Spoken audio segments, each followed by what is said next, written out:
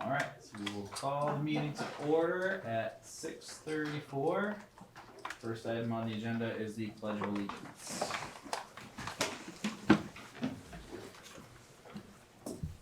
I pledge allegiance to the flag of the United States of America and to the republic for which it stands, one nation, under God, indivisible, with liberty and justice for all. Now we're on to correspondence, visitors, and public comments. Anyone here in the room like to make public comments? Seeing none. Anyone online wishing to make public comments? I don't see any members of the public online. All right. We're now on to agenda review. We have a couple agenda amendments to make. First off, executive session regarding Swanton safety plan. We're gonna postpone this until our next meeting, when Justina can be here, for that. And then secondly, the Swanton administrative report discussion, we're gonna move down after all the items listed in number 6,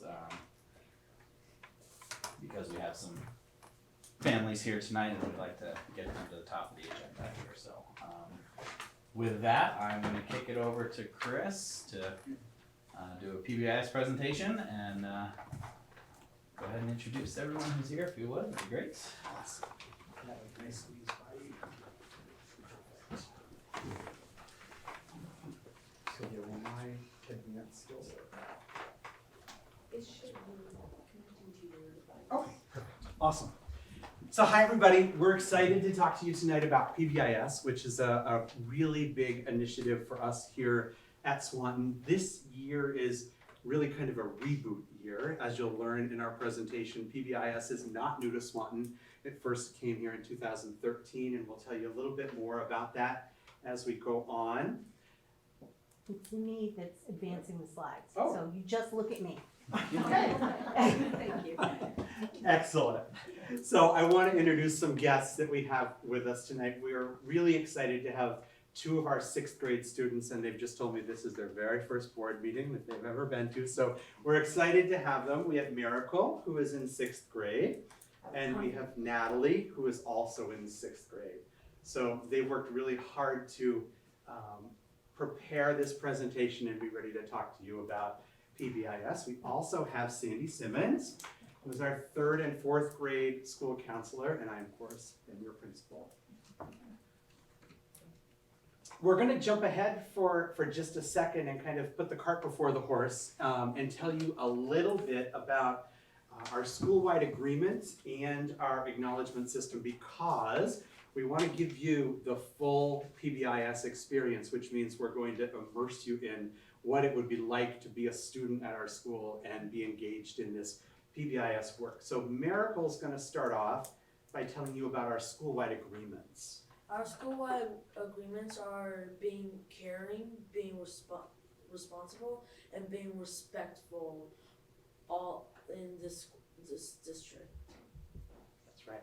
And Natalie's going to tell you a little bit about our acknowledgement system. When you are being respectful, responsible, and caring in class, we will give you a pom-pom and you earn your celebration once you fill your jump to the top. Right. So a part of the Pbis system is this acknowledgement piece, recognizing students when they are meeting our school-wide agreements to be respectful, responsible, and caring. Part of that system is a token system. So along with receiving some type of token, we use pom-poms here.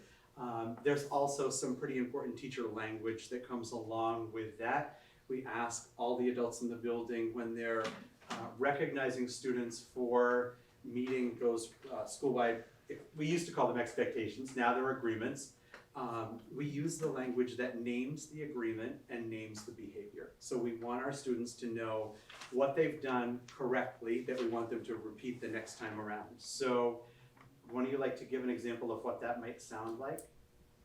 So for the agreements is because like something, because if you follow the agreements and then you earn from the acknowledgement system, and this actually help us for kids to not only be more caring, respectful, responsible, but they earn for what the good deeds they do. That's right. So a teacher might notice a student that is being particularly quiet, keeping their eyes on the speaker in the classroom, and they would use one of our pom-poms, and they might go over and say, Terry, thank you for being respectful by keeping your eyes on the speaker. So that's one of the ways that we reinforce. And yes, you do get to. So what we're going to do tonight is we're going to immerse you in that situation so you can get a good understanding of what it feels like. This is going to be our pom-pom jug. We'll put it right here. We have a large pom-pom bin in the lobby. Classrooms collect using their small pom-pom bins. And then they have a classroom celebration when they fill their classroom bin.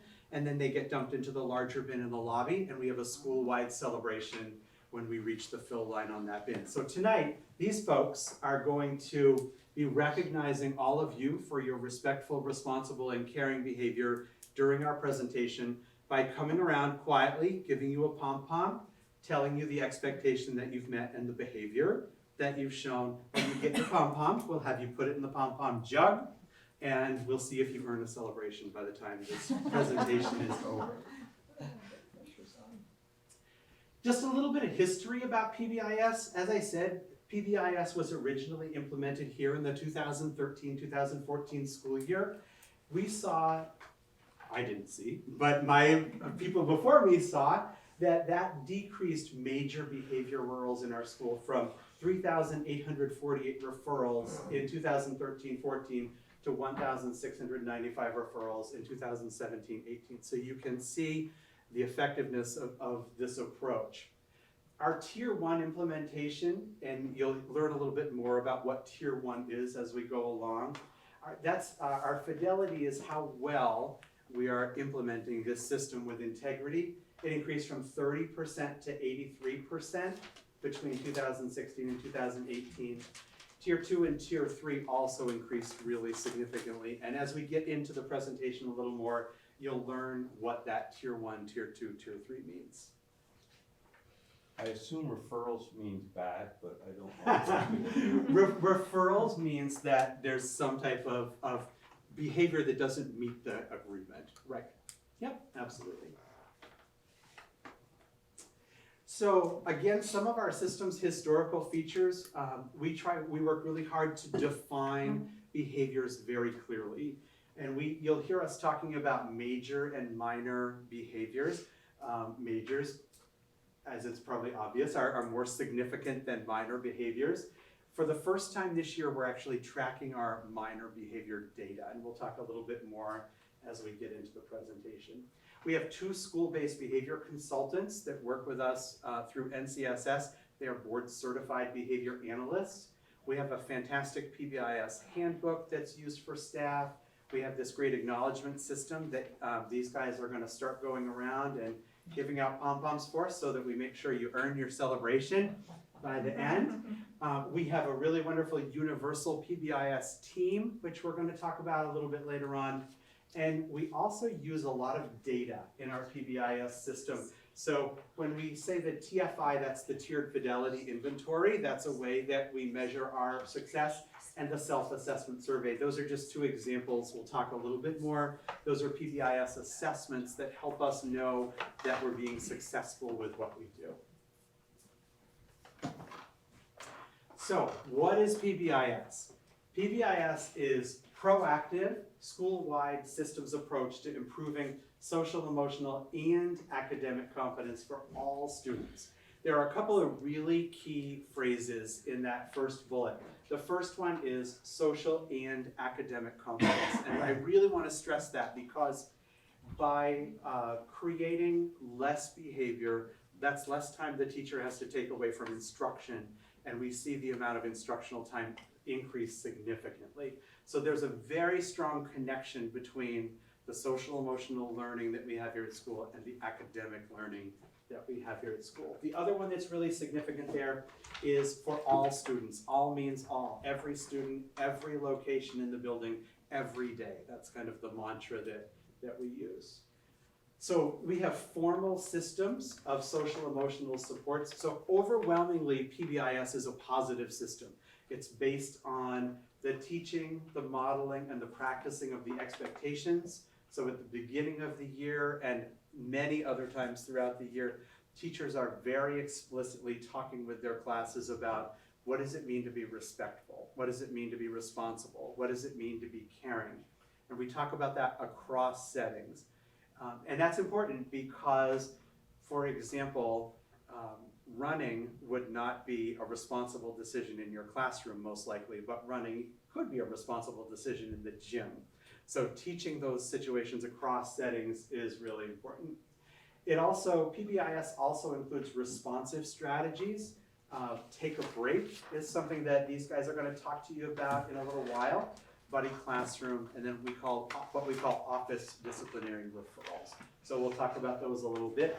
PBIS is very data driven, and we're going to show you some of our data from this year. And I'm really excited about that because when Swanton's meetings come back around in a few months, I want to show you the same data where we are at that point. So hopefully we can see some great progress. This is a tiered framework. You heard me talk about Tier 1, Tier 2, Tier 3, also known as universal, targeted, and intensive.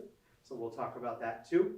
There are 168 Vermont schools that are using PBIS right now in 48 different supervisory unions.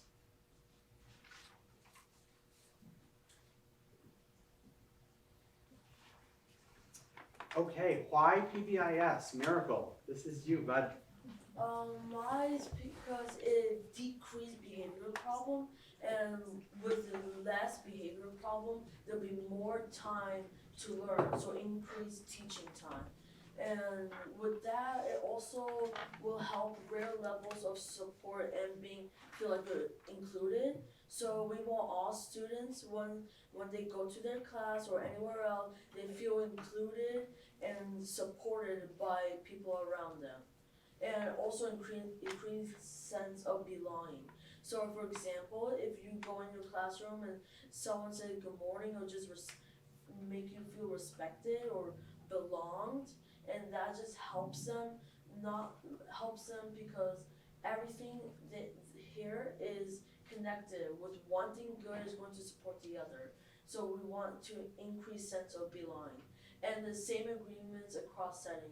So this means if, for example, you're in PE or music, you want to have the same agreement. So being caring, responsible, and respectful in every environment you are in. Bam. How proud are we right now? Awesome. So you heard me talk about the 3 different layers of PBIS, and I want to tell you a little bit more about that. These layers used to be called Tier 1, Tier 2, and Tier 3. They tend right now to be called universal, targeted, and intensive. And so this pyramid is a good example of those different tiers or levels of support. The green tier on the bottom represents the universal practices that we have here. So those are the things that we do in every classroom with every student, every day, every location.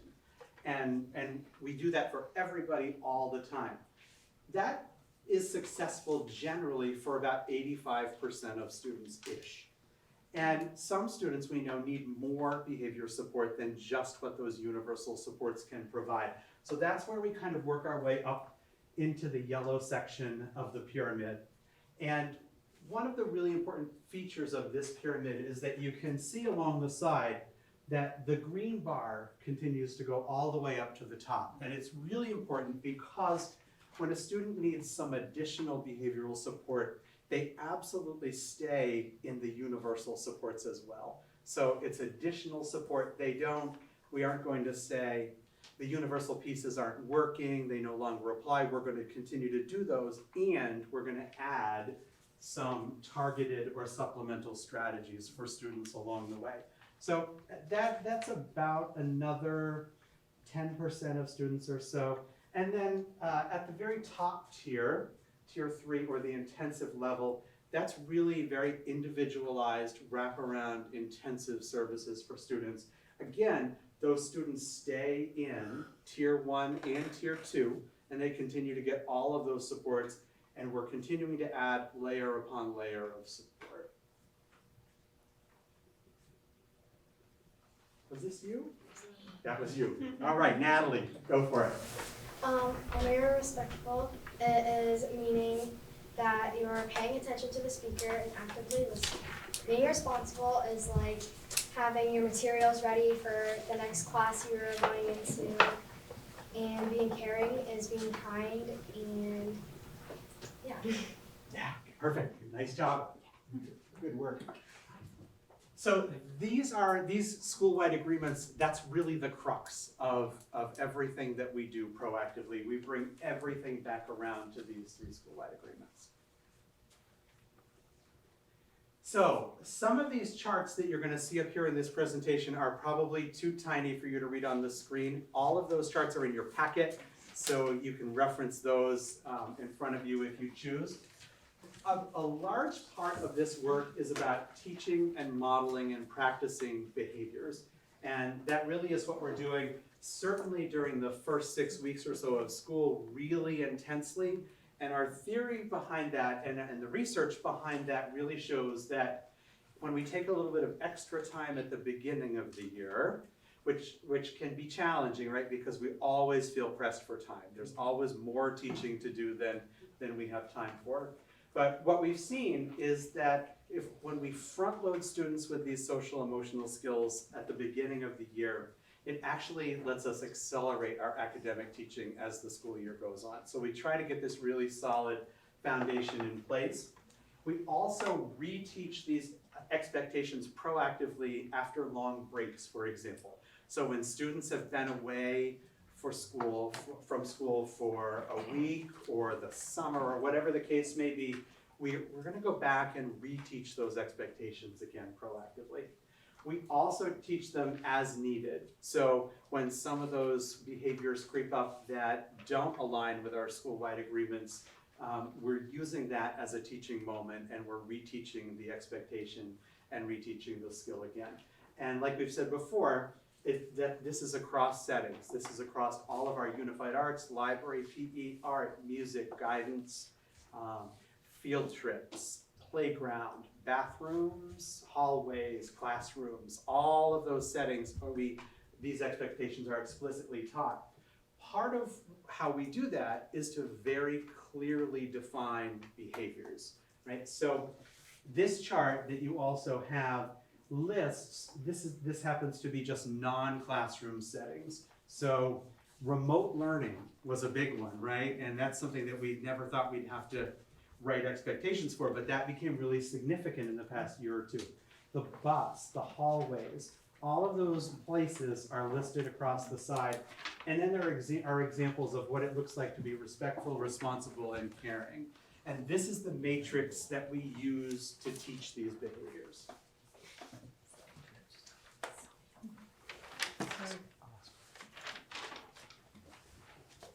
The acknowledgement system. Was I doing that one? Yeah. I'm too old for this. All right, the acknowledgement system is based on our school-wide agreements. So we've talked about those respectful, responsible, caring. You're hearing that as these guys are coming around with pom-poms for the jug. And so our acknowledgements are based on those 3 expectations, and they are intermittent. So one of the things that we get asked a lot are things like, are we passing out a pom-pom every single time a student is meeting the expectation or doing something that aligns with our agreement? And the answer is absolutely no. It is intermittent, and that means that students will sometimes be recognized for their behavior that aligns, but it isn't every single time. And we know that based on an individual student's need for a certain frequency of reinforcement will help us decide. Some students may get much more of that tokening than other students. Our goal is to support both students and adults. So these school-wide expectations are expected of our staff, our administration. We try really hard to model that. and our students. So this really is a whole community initiative.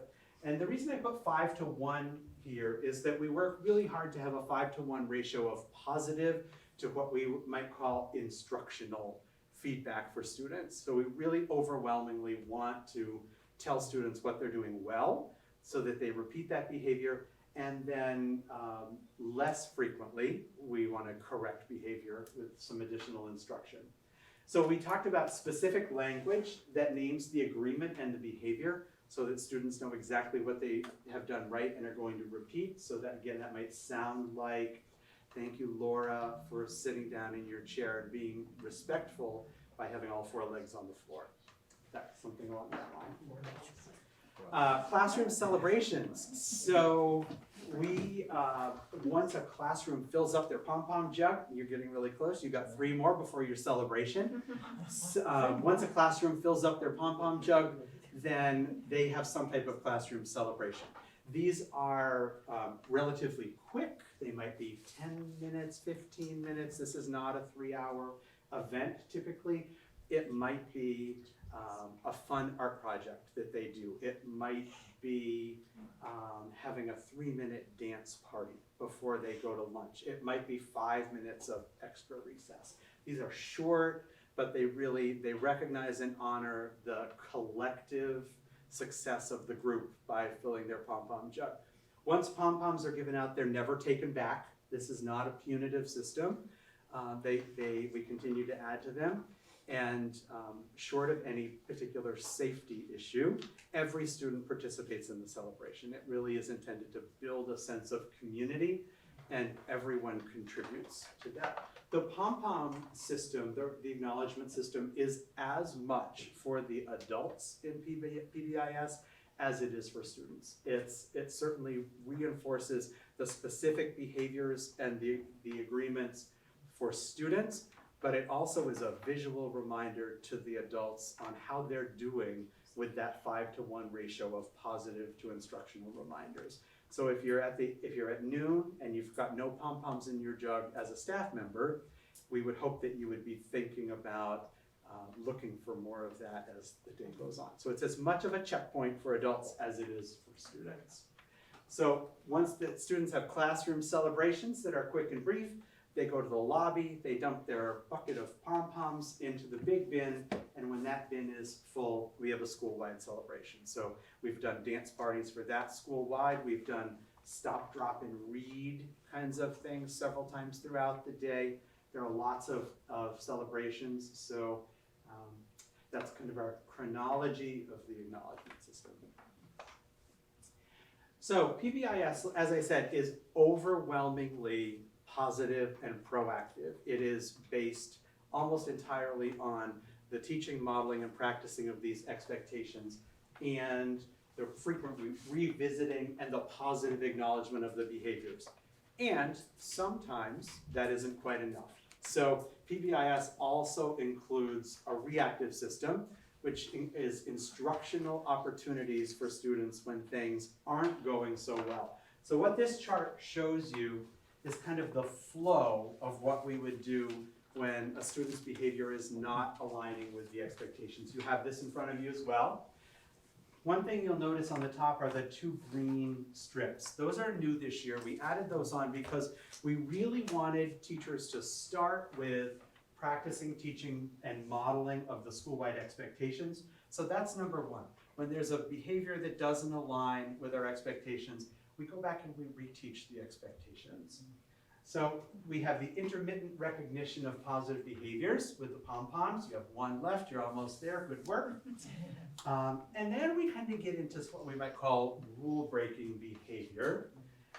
And when that happens, this is what we do. We think about, is this behavior a major or a minor behavior? You have some definitions in your packet, and we have another slide that will help you tease out what we consider a major behavior and what we consider a minor behavior. So that begins to dictate a teacher's response. So for minor behavior, we want people to give a reminder and reteach.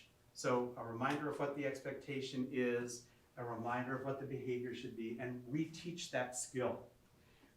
We want them to think about the expectations. They might use redirection of that student as a strategy, and they might use take a break, which you're going to hear about from Natalie in a couple of minutes. And they might also use buddy classroom, which you're going to hear about from Miracle in a couple of minutes. See, I only had one choice left, Miracle, so you got yours right. If it's a major behavior, then that's what we call an office disciplinary referral. So that's a behavior that's either really significant, it might be a safety issue, it might be something that is significantly disruptive to the classroom. It might be an accumulation of a pattern of minor behaviors that kind of get you to that level of being a major. So at that point, that's kind of a call for support from our planning room folks. That means a student needs to leave the classroom for a little bit. It continues to be an instructional experience for them, reteaching the expectation, but at that level, it's just not something we do in the classroom. Everything else happens in the classroom. So some example of minor behaviors might be disrespect, disruption, property misuse that's not very significant, inappropriate language, being off task. Some of those things we might consider minors.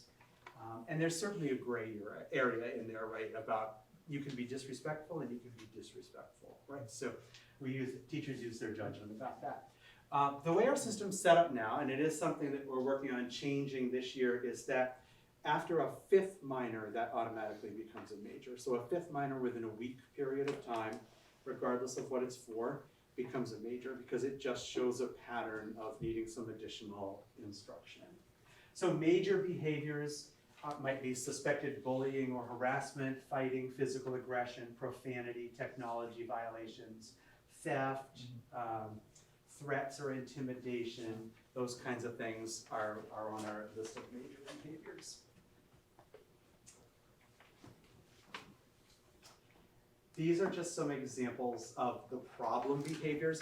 Again, just like we very specifically teach about what the expectations are across settings, we've very specifically defined some of the problem behaviors. So this is really important when teachers are making referrals or looking for ways to support. They can go to this list of minor behaviors.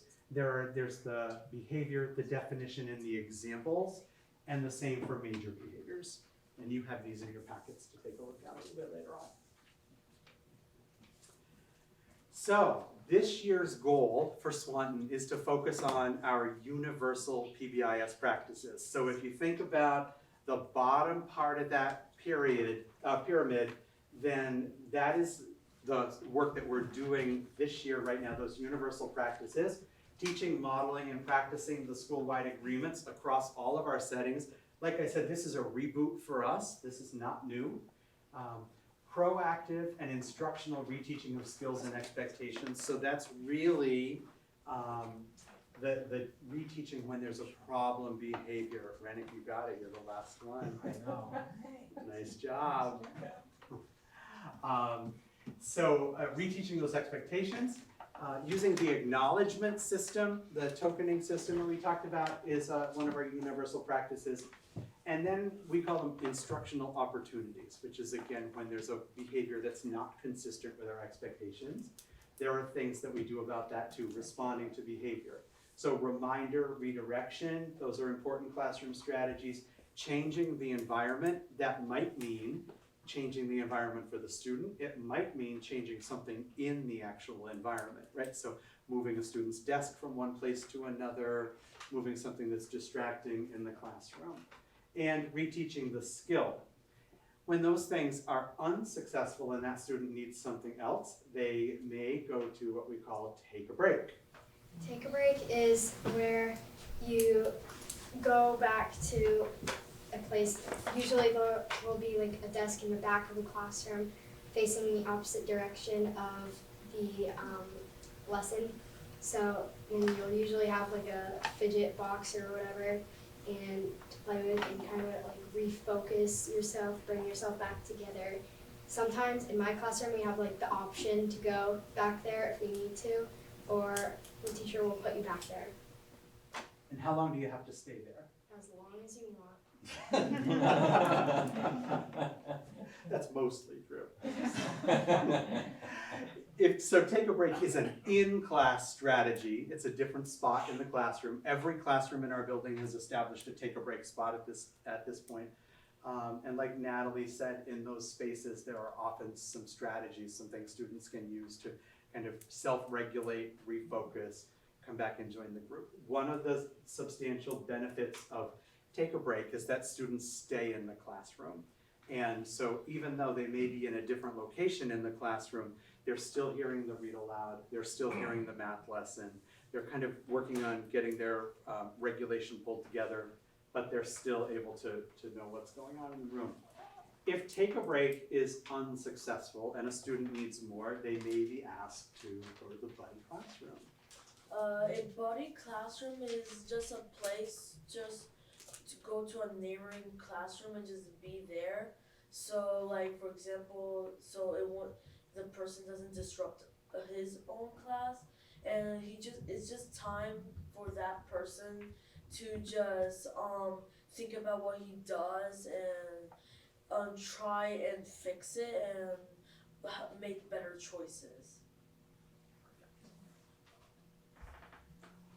Before we leave that, may I ask a question? Of course. So, an untied, let's go back a step there.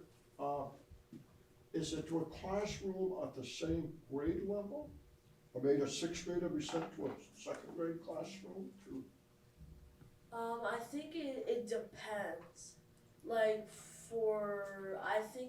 there is some point where older grade goes to a younger grade class or the other way around. So yeah, that is possible. Thank you. It's usually a neighboring classroom, like one that's close by. So like here, it definitely wouldn't go 6th to 2nd because they'd have to go all the way over to Babcock. But a class that's close by them. So if there's a class that's like a different grade that's right next to it, then it might be a different grade. But they're not going to be sent like across the school building to a buddy. So do you also have popcorn, soda, and maybe chocolate bars that take a break, in the take a break space? No, that wouldn't really align with our approach. They just always, most likely fidgets, always like something to repeat yourself. Absolutely. Okay, Mrs. Simmons is going to talk about the way that this fits in with all of our other district SEL work. All right, so super great to be here. Again, I'm Sandy Simmons. I'm the 3rd and 4th grade school counselor. And I'm really fortunate because I not only get to participate in the Pbis meetings here and be part of that, but I'm also on our district-wide social emotional learning team, which I think you guys have heard some things about, hopefully. But we have been very busy on that team as well, and Pbis and social emotional learning go right together. They're working on all the same goals. So in our district-wide committee, we, in the past few years, have created our social emotional learning competencies. So we created that document to show what we are expecting here in our district that students are able to do, skills that they should have for social emotional things, from preschool all the way up through adult. So those competencies fit right in with what we're doing with Pbis, because when we're teaching expectations and agreements and we're being really clear about what it looks like to be respectful or responsible or caring, then we're actually teaching social emotional skills. So those all really connect. When we're reinforcing those behaviors with pom-poms or with our words, then we're really teaching those pro-social behaviors that we want students to have. So those go right together. Second step is the primary curriculum that our district is using at least the elementary level to teach those skills really explicitly, to teach those social emotional skills. So those are usually taught by the school counselors, but reinforced by teachers in their classrooms with students. So second step is a widely used research-based curriculum that is really great at being explicit about those skills. So again, it's gonna really coordinate with PBIS because we're talking about, for example, in my third grade classes, we've just been learning about how to be good learners or responsible learners, right? So we've been talking about putting your eyes on the speaker when you're focusing, keeping a calm body, all of those things that are in the second step lesson are exactly what we are also reinforcing for PBIS. And then responsive classroom is an approach to teaching that really supports social emotional learning as well. So if you've heard of things like morning meeting or like a quiet time after recess, those are all components of the of responsive classroom. And so that's another part of what we do here at school. Every classroom starts off the day with a morning meeting, which is a really great time and place to create that sense of belonging, but also to do some explicit teaching of social emotional skills, some practice. There are games that are played. All of that is time to practice and work on those skills. So sometimes people might think like PBIS is another thing, but absolutely PBIS just fits right in with all of these things. They're all interconnected. Does this start in kindergarten? I mean, I know you're the counselor at 3-4, but is there a counselor that would do something similar at appropriate age level? In kindergarten, yes. Yep. We have school counselors that work kindergarten up through 6th grade. Preschool also does preschool is all about social emotional learning, right? You're learning how to share, you're learning how to work together. So the competencies start at that preschool level and go all the way up. And so doesn't the second step curriculum. Starts at preschool and goes up through, actually now goes up through like 7th or 8th grade. So there's lots that happens at all those different grade levels for sure. Thank you. So one of the big pieces of PBIS is also student and family or caregiver engagement. And we know that this is a goal of the board, community engagement, and we're working very purposefully to work that into our PBIS work. So one of the things that we've done is we've begun to put Pbis updates in our Wednesday weekly school newsletter. And so we've started out with an overview of PBIS and the major components of that system. And in the last issue of the Wednesday Weekly, we talked about take a break and what that is in the classroom. So we'll move on to a next step in further issues. PBIS is really all about data-driven decision-making. And we use what's called SWIS, or the School-Wide Information System. That's an online platform where every time there's a minor or a major behavior referral, those get entered into SWIS. And we'll show you in a little bit how we kind of slice and dice that data. We also are using a new classroom walkthrough form that we designed here at Swanton that actually Vermont Pbis has now taken and posted on their website as a resource. So this is a kind of a checklist that we can use when we go into classrooms to identify the universal strategies of PBIS. Hopefully teachers will be using that to observe each other. Certainly we'll be using that as we go through classrooms as well. There are also a number of Pbis assessments that we use to determine how successful our implementation is. So you heard me talk before about the tiered fidelity inventory and the self-assessment survey. The big difference between those two is one of them is done by our Pbis universal team on behalf of the school. The self-assessment survey is done by every staff member. So every staff member has a voice in identifying where our strengths are with our implementation and where our challenges are. Last year we implemented the school climate survey a couple of times. That's a student survey. It was given in grades 3 through 6. This year we plan to do that 3 times throughout the year so we can compare data. We also engaged in a Pbis learning walk last year. So as part of setting the stage for our 2 Pbis coaches that are coming in this year, they came in last year, they walked through our entire school and compared that to the universal practices and gave us some feedback on where we stand.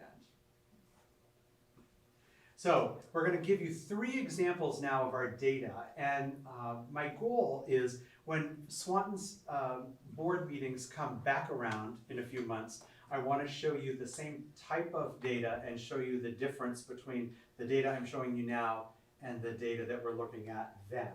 And hopefully we'll see some decreases based on our work. So Miracle, this was yours, right, bud? Go for it. So there's a lot of the referrals time in the afternoon is because lunch and recess is an unstructured time where kids can do like hang out with their friends or things like that while like comparing to other things, so it's unstructured, and because of that I believe that it's affecting what the referral behavior in the afternoon, because it might take them a while to switch gears to a structured time and to a structured time from an unstructured time.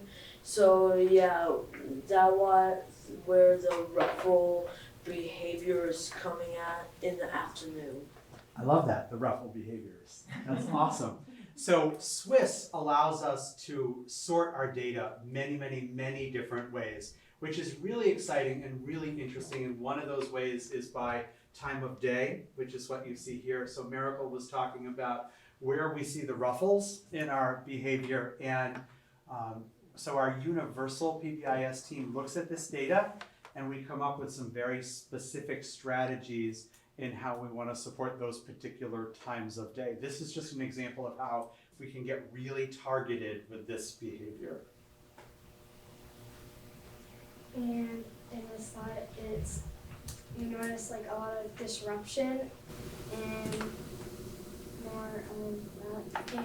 And that is where like when somebody's talking, like the teacher's speaking, you notice that a lot of kids are like turning around, talking to their friends around them, and yeah, they're just like not focusing, and it's very high. So referrals by problem behavior is another way that we can sort the data. That's what you see here, where you see at the bottom the M before the last couple. That represents minor behaviors. And so we're able to kind of tease out the differences between minor and major behaviors. But again, another way that we can target specific behaviors. What is the P.E.G? Physical aggression.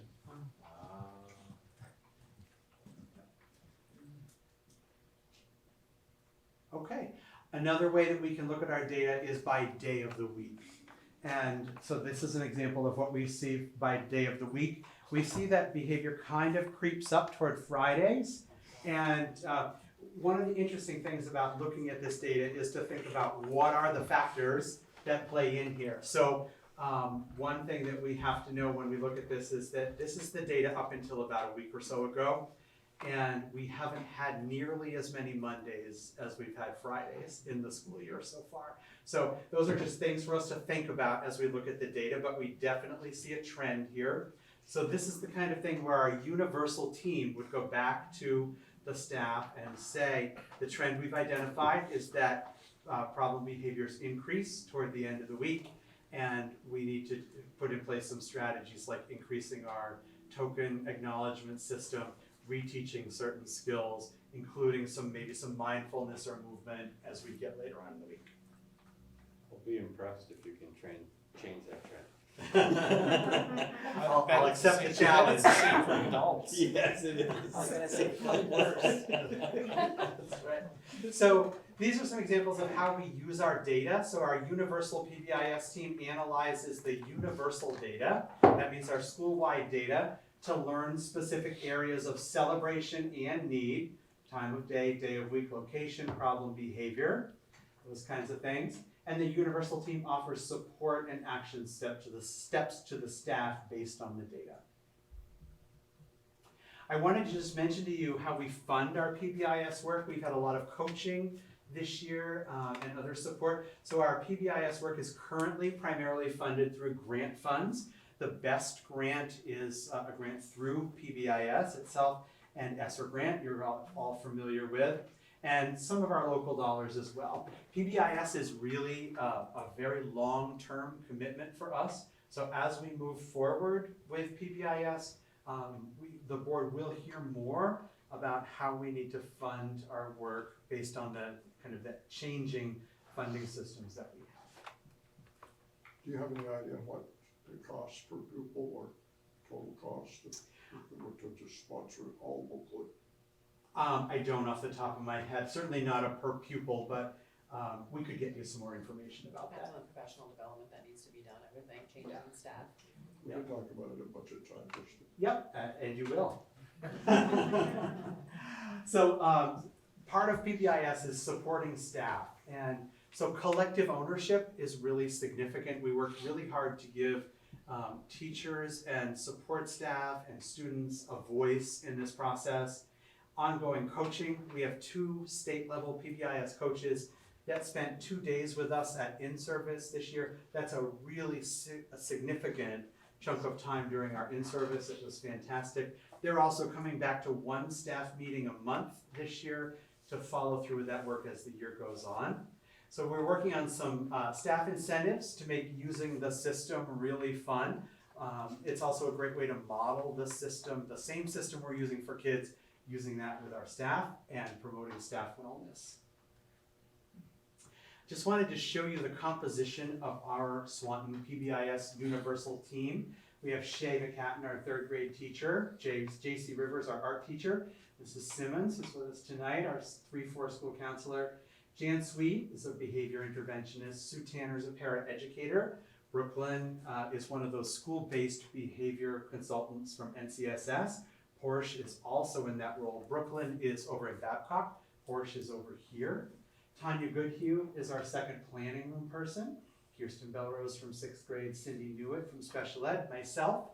And we're really working this year on creative ways to include students and families in the composition of our PBIS team. So stay tuned on how we're going to do that. All right, Mrs. Simmons, I think you were going to talk about the differences between Sure. the 2. Yeah. I didn't know it was this slide. So we have our universal team that Chris was just talking about that works on all of these universal practices that you have been hearing about. Our acknowledgement system, working on making sure we're ready with school-wide celebrations, doing work on, changes we might need to make for our majors and minors, all those different pieces. So anything that has to do with whole school work, that's work that we're doing.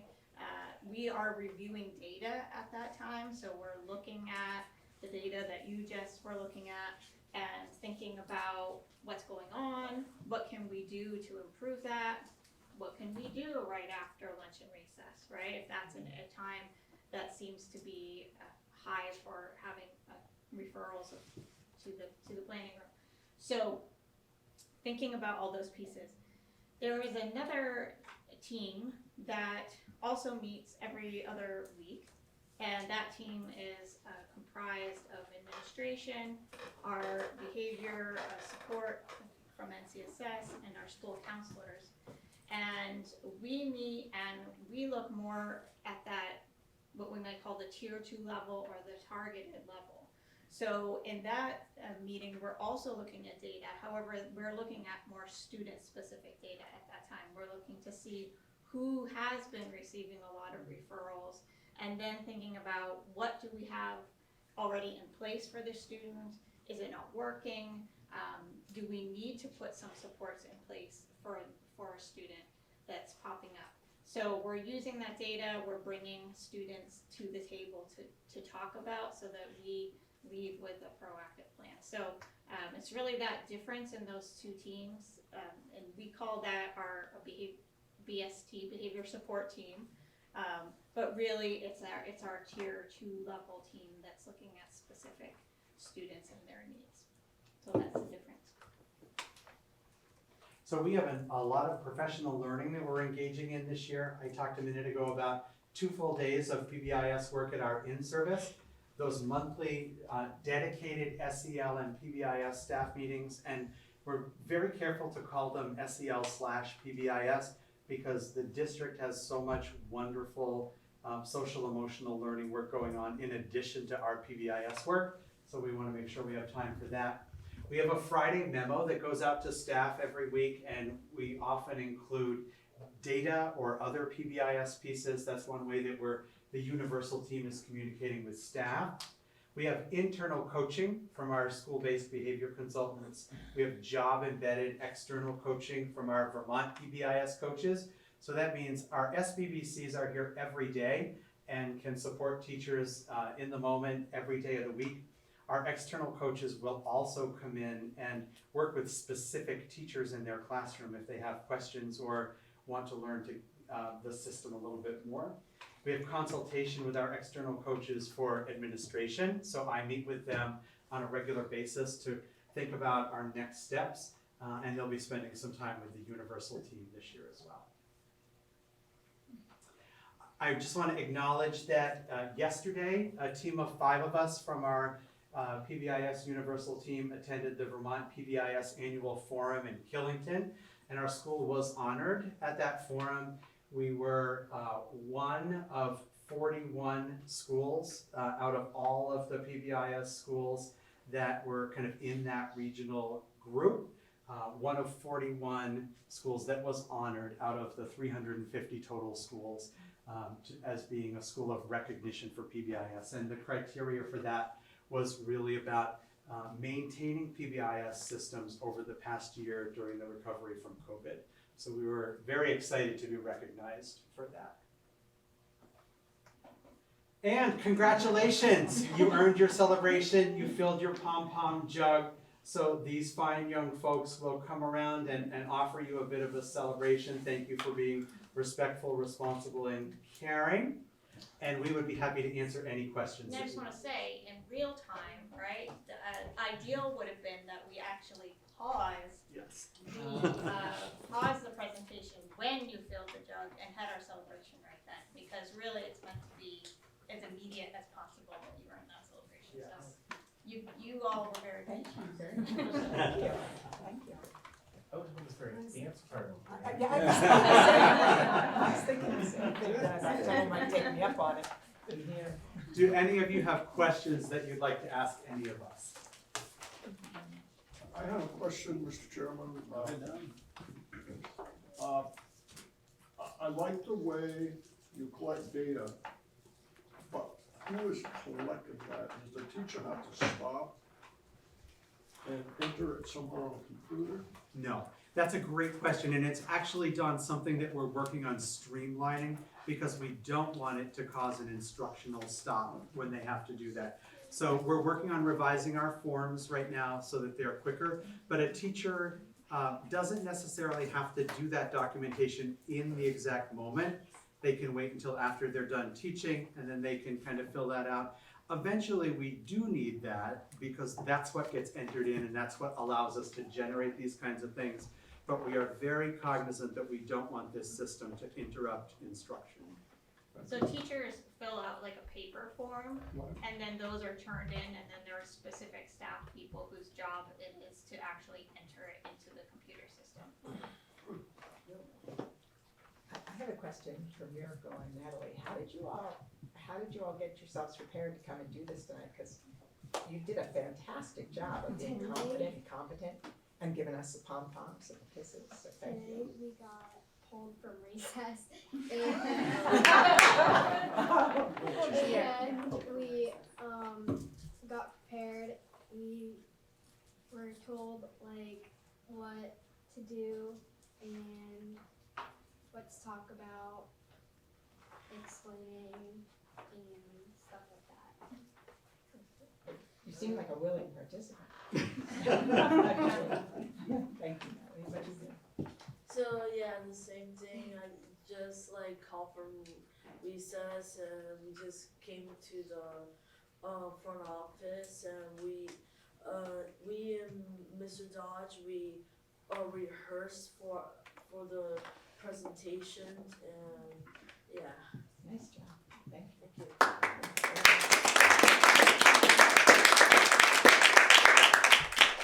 Do you think there are other students who could do a good job like this? I think so too. Yeah. You're the best, but go ahead. Jen. Awesome. We have Jen on the computer who would like to ask a question. My question is for Chris. When the children are going into another classroom, how much instructional time are they missing? Like, is there like a time set of, okay, after 5 or 10 minutes, we need you to see if you're good enough to go back into the other your classroom now, or I'm just. Yeah, so generally those buddy classrooms are pretty quick. It's hard to say they're always 2 minutes or they're always 3 minutes because it really does depend on the amount of time that it takes that student to regulate again. But a piece to remember about those situations as well is the expectation for the student when they return to class is that they're making up the academic work that they've missed through their behavioral choices. So even though they might be out of the room for, I think they rarely last more than 5 or 10 minutes. I think that that's pretty much the max. The expectation is that they will come back and check in and make up the work that they missed. Okay, I like that. Thank you. Yes. And oftentimes, when they go into the buddy classroom, the two teachers of the two classrooms are working together. So when that student comes in and is ready to process, often they'll have a quick chat with that classroom teacher to make sure that then they are ready to return. So if they're able to talk and process at that point, then they can go back. So sometimes it also depends too, because sometimes they might have to wait for a teacher to be at a moment where he or she can come away and process with them for a minute. So that could make it vary a little bit, but I think, yeah, usually it's about 5 minutes. Okay. I was just concerned when they said, oh, for however long. And I was like, oh. Thank you. All right, well, I'd love to wrap up just by acknowledging our students again who have done an incredible job tonight. So thank you both for coming on short notice. Thank you to your families for bringing you. We really appreciate it. I'll connect with both of you tomorrow. You don't have to stay for all the other stuff tonight. All right, thank you guys. That's it. All right, that's it. Thank you, Natalie Mrs. Miracle, Simmons. thank you again. That was truly an excellent job. Appreciate it. Thank you to the panel. Thank you. Thank you so much for coming. Thank you so much. Thank you for coming. I remember Miracle when he was about this high. And it's always nice to see a guidance counselor come to a board meeting.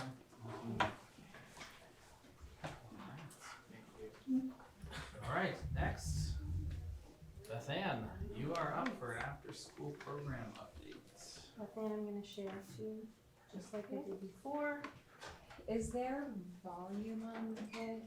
The very last slide has a teeny little video, and I don't want it to freak everybody out when it comes on. Well, we're gonna have to just go for it and see what happens. It's an adorable video, I'm not gonna lie. It's gonna be either too loud or not loud enough. Okay, It tends perfect. to be the way things go. I would rather it be not loud enough because it would make all of us freak out. Hi, Beth Ann Miller, After School Program Director / Interim MVU Site Coordinator, which we will get to. As a refresher, we are super proud of the program we put together here. I inherited such a strong program from Carol Lazat, and we're really continuing to build upon the incredible work she started she was here for 15 years, I believe. And now that we are, I hate saying this, but kind of over COVID, we're really starting to reclaim what we used to be and build upon what we have and make it even better. So I don't need to read this out loud to you. You're all able to read, but you can go to the next slide, Julie. One of the things that we're really focusing on this year that is incredibly important to the 21C grant, as a refresher, we are funded by the 21C grant, local funding, and several other funding sources. But our grant is really what we really kind of shapes where we're moving forward. And this year, one of our incredibly important goals is quality programming. We really try to stray away from the concept that we are simply daycare. Our programs are intentional. Our instructors do lots and lots of work to make sure that what they're offering our students are it's not only a fun, safe space to be, but they can take so many things away from these programs, and this is something we're incredibly passionate about. And we like to brag that we're able to still offer it for free to our community with meals and transportation. So since it's been a while, I wanted to give you a little update about our summer. We had another very full, very wild summer. This was the second year in a row that we were able to offer full day programming for the entire month of July. Anything that we weren't able to offer, for whether we had too many students trying to participate in our program and we couldn't let them all in, or families needed programming in June or August, we had a collaboration with Swanton Rec in which we were able to provide scholarships for our students to attend the Swanton Rec summer program.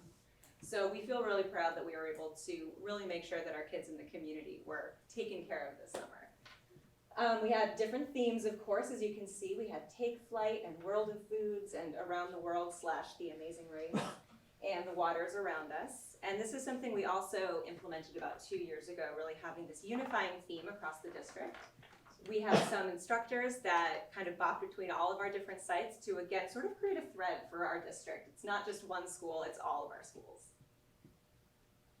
And please feel free to cut me off. I tend to just keep on going, so if I'm not providing enough context, I'm happy to answer questions.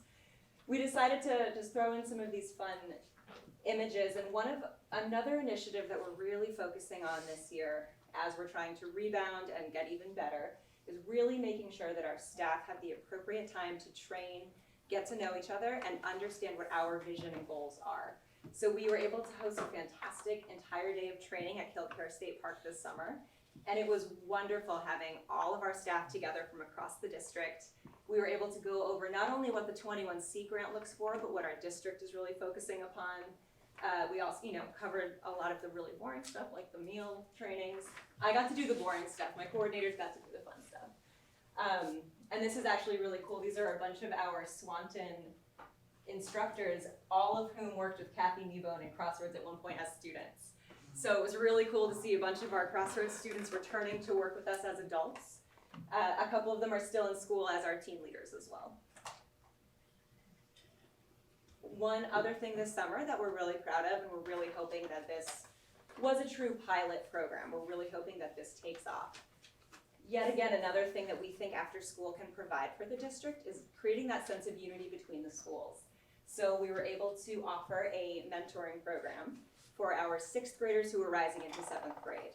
We had some resistance from some of our 7th graders who were a little intimidated by MVU. It's a big change, but we were able to pair them with current MVU students, and they got to have a tour of the school. They worked with them all week, really just on team bonding and youth voice, and really just having an opportunity to get to know each other and get to understand what kind of leaders they could be. I was using this as one of our success stories. I went to a 21C retreat with a bunch of directors a couple weeks ago, and this to me is a fantastic example of a program that just really exploded. We had our mentoring program, and we really wanted the students to think of a culminating event at the end of the week that would celebrate whatever they wanted to celebrate, but it was really on them to plan it and make it happen. We provided the adult support and the funding, and they decided that they wanted to host an ice cream social for the staff. They wanted to serve the staff to say thank you for their hard work over the summer, which then they found out that our cooking class was doing a very gourmet pizza day. So they all just on their own got together and decided to create this fantastic meal for all of the staff, and then of course we ended up expanding it to all the students and staff, and we had a couple of our new 6th graders roaming the school looking for anybody that was there at MVU to pull them in and serve them. So it ended up being a fantastic celebration of community, and I can see this happening. It was a small program, but I can see it gaining a ton of traction as we move forward. Again, just a little more of our summer data. These are some of the programs that we were able to offer. We had over 300 students sign up to join us, and we were able to accommodate, this is not including our Swanton Rec students, We were able to accommodate pretty much everybody, which was fantastic. Many of them, as you can see, would participate in the camp and just indulge in whatever the theme of the week was. A lot of it was student feedback. Those were our student-chosen themes, which was pretty adorable. One fantastic piece of news is that we have a new Swanton site coordinator, Molly. She just started about 3 weeks ago and is already completely kicking butt. She's fantastic and is working closely with Chris. So she's taking over for John Bowser, and she is in a really, again, interesting place because I really feel like this is our first year that we truly get to dive in and, again, not only work on our strengths, but just really launch and take off. And she has a wonderful background in teaching. She is also a singer and a performer herself, so she's really excited to bring some more performing arts to Swanton as well. Already, I was just visiting with her the other day, and kids in the hallway were already coming up to try to give her hugs and giving her high fives. So she's already a fan favorite. We're really excited to have her. This is probably too tiny to read, but this is the, the job posting we're putting out for our MVU site coordinator. We're calling it the Student Engagement Site Coordinator, because really we've been able to expand with the support of Julie and Bonnie and additional funding. We've been able to expand this position to a full-time position.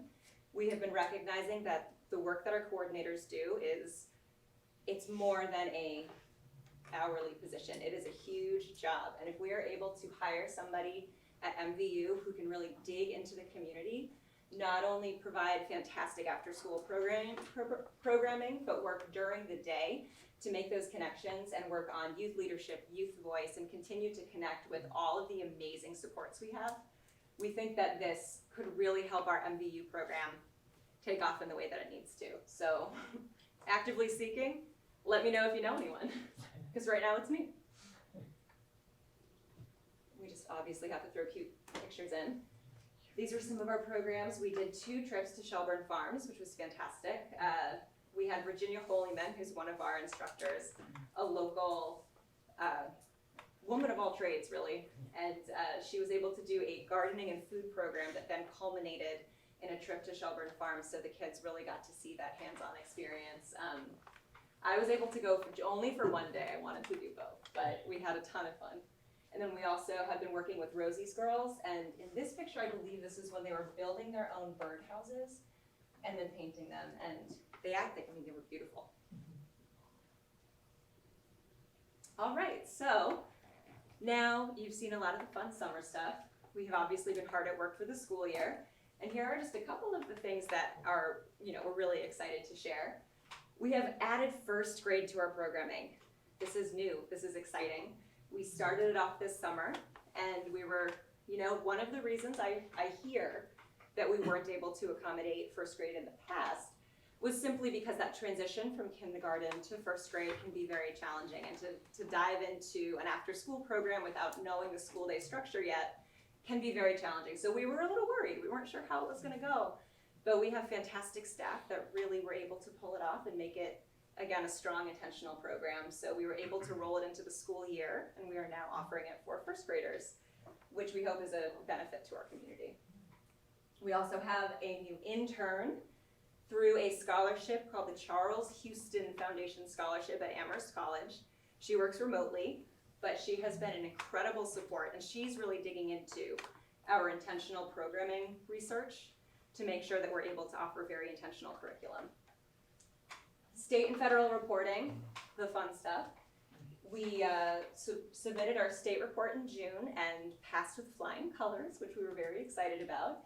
We were especially noted for our creative pivoting during COVID. The incredible remote and virtual programs our instructors were able to pull off, and the innovative solutions to staff challenges, which really means we just redefined every program and made it work day by day, but the state noticed and said we did a good job. And our federal report is due tomorrow, so I will let you know how that goes. The data is in, I just have to press submit. And as we've already spoken about, we've increased the MVU Student Engagement Coordinator position, and I do see a lot of potential there. This is also fun stuff you're able to read. Here's our general budget. This was what was approved in June, and we are making a couple changes based upon our food funding. As you've probably heard, and thank God for Laura helping us out here. She has helped us figure out how to work with, we are no longer eligible for CACFP at MVU and Highgate due to our census data and our FRL data that did not reflect a need. So we are really pushing out those FRL forms for our families and reminding them how important it is to fill that out so the data reflects the true need that our community has for that funding. And by that you mean free and reduced lunch forms for folks to Yes. fill out. Yes. It's so important. It really, so we've been including it in our registration packets, and I know Laura's been working on some initiatives, and so we are really, really hoping that next year our data allows us to return to that incredible meal program. But Swanton is still able to offer it, so that's fantastic. Just a note on this too, that local is actually subsidized with Medicaid dollars, so it's in your budget, but it's actually Medicaid offset. Hold on, because, so those forms actually, translate into this funding? Into all kinds of, that's for our, to be able to feed students, yes. So that was one of the pieces of feedback that we gave the state when they provided universal lunch for everyone, Yeah. is that there's been a real push for families to still fill out the free and reduced lunch paperwork, because a lot of times people don't realize that they're gonna be eligible, or eligible somewhat, and we want it, so much of our federal grant money is tied, and the ability to feed all children is often tied to that And that's paperwork. even, and are you encouraging parents even if, like, they don't use it or need it? Absolutely. Yes. And you can actually deny benefits, so you can actually be approved and qualify and say, I don't want them, but then the school reaps the benefit of having that application come in and be approved. Do parents know this? I'm just asking because I got it in state the mail and- and I was like, The state and What the is that? schools, the principals, we have been pushing it out, social media, JR did a post, a couple of posts, we've been doing everything, but anything that anyone can do to help us with that would be, and if you wanna reach out, I can provide you with all kinds of information and resources. Absolutely. Well, and that was one of the things, we were so grateful to be able to offer food to everybody last year, no matter their circumstance. However, I think it did create a lack of understanding how important it is to submit those forms, because it was just there then. Laura, you just mentioned the local is all offset with Medicaid. Has that always been the case? For a while, for at least almost 10 years. So when we were even pre-merger, were we using had, Medicaid. I didn't realize that. I thought local was local, Well, it's but in your general fund budget, that's why, so you'll see a line item, but when Right. you look on the revenue page that I give you, it'll say Medicaid and you'll see the amount there. It's usually more, because we use Medicaid for more than just that, but it's dedicated for that. I didn't realize that. Swanton started, that was one of the first schools, according to Jack McCarthy, who was 2 superintendents ago. I came in, I think the first year that we did it, had to be 15 years ago or so. Yeah, it's a really good use of One, the and funds. they asked for $25,000 local share. Oh, to subsidize the 21C grant, yeah. Alright. More cute pictures. We have Ernie Hemingway, who was able to offer drama over the summer, and she did 2 different plays, one in Swanton and one at NVU, and now over the school year, she is working at Highgate again for Highgate Actors Theater. It's one of our prized classes. The amount of growth that we see in our students that participate in this program is it's fantastic, because Ernie takes this approach of it's not just drama, it's not just memorizing lines and knowing your cues. It's about teamwork, and it's about leadership, and it's about that creative problem solving, and we are so grateful to have her running this at Highgate again for the school year. We've got a couple collaborations and special projects that we like to brag about, and they are constantly changing. Well, not changing, but we're constantly adding more. So we have a couple more in the works right now, but here's really what we're continuing to focus on. We will be offering more of our Chinese culture clubs soon with Spiral International. That's been a huge hit here in Swanton.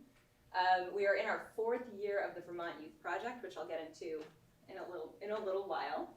We also have a great relationship with our rec centers and libraries. We have some foster grandparents who volunteer as instructors. One of the programs I'm super psyched about is our Hero program that I will also tell you more about. We have Taekwondo here in Swanton. A ton of our teens have been stepping up, whether it's to be a mentor, an unpaid volunteer, or a paid staff member of our team. It's really fantastic to see how many of our teens in our community are working with us.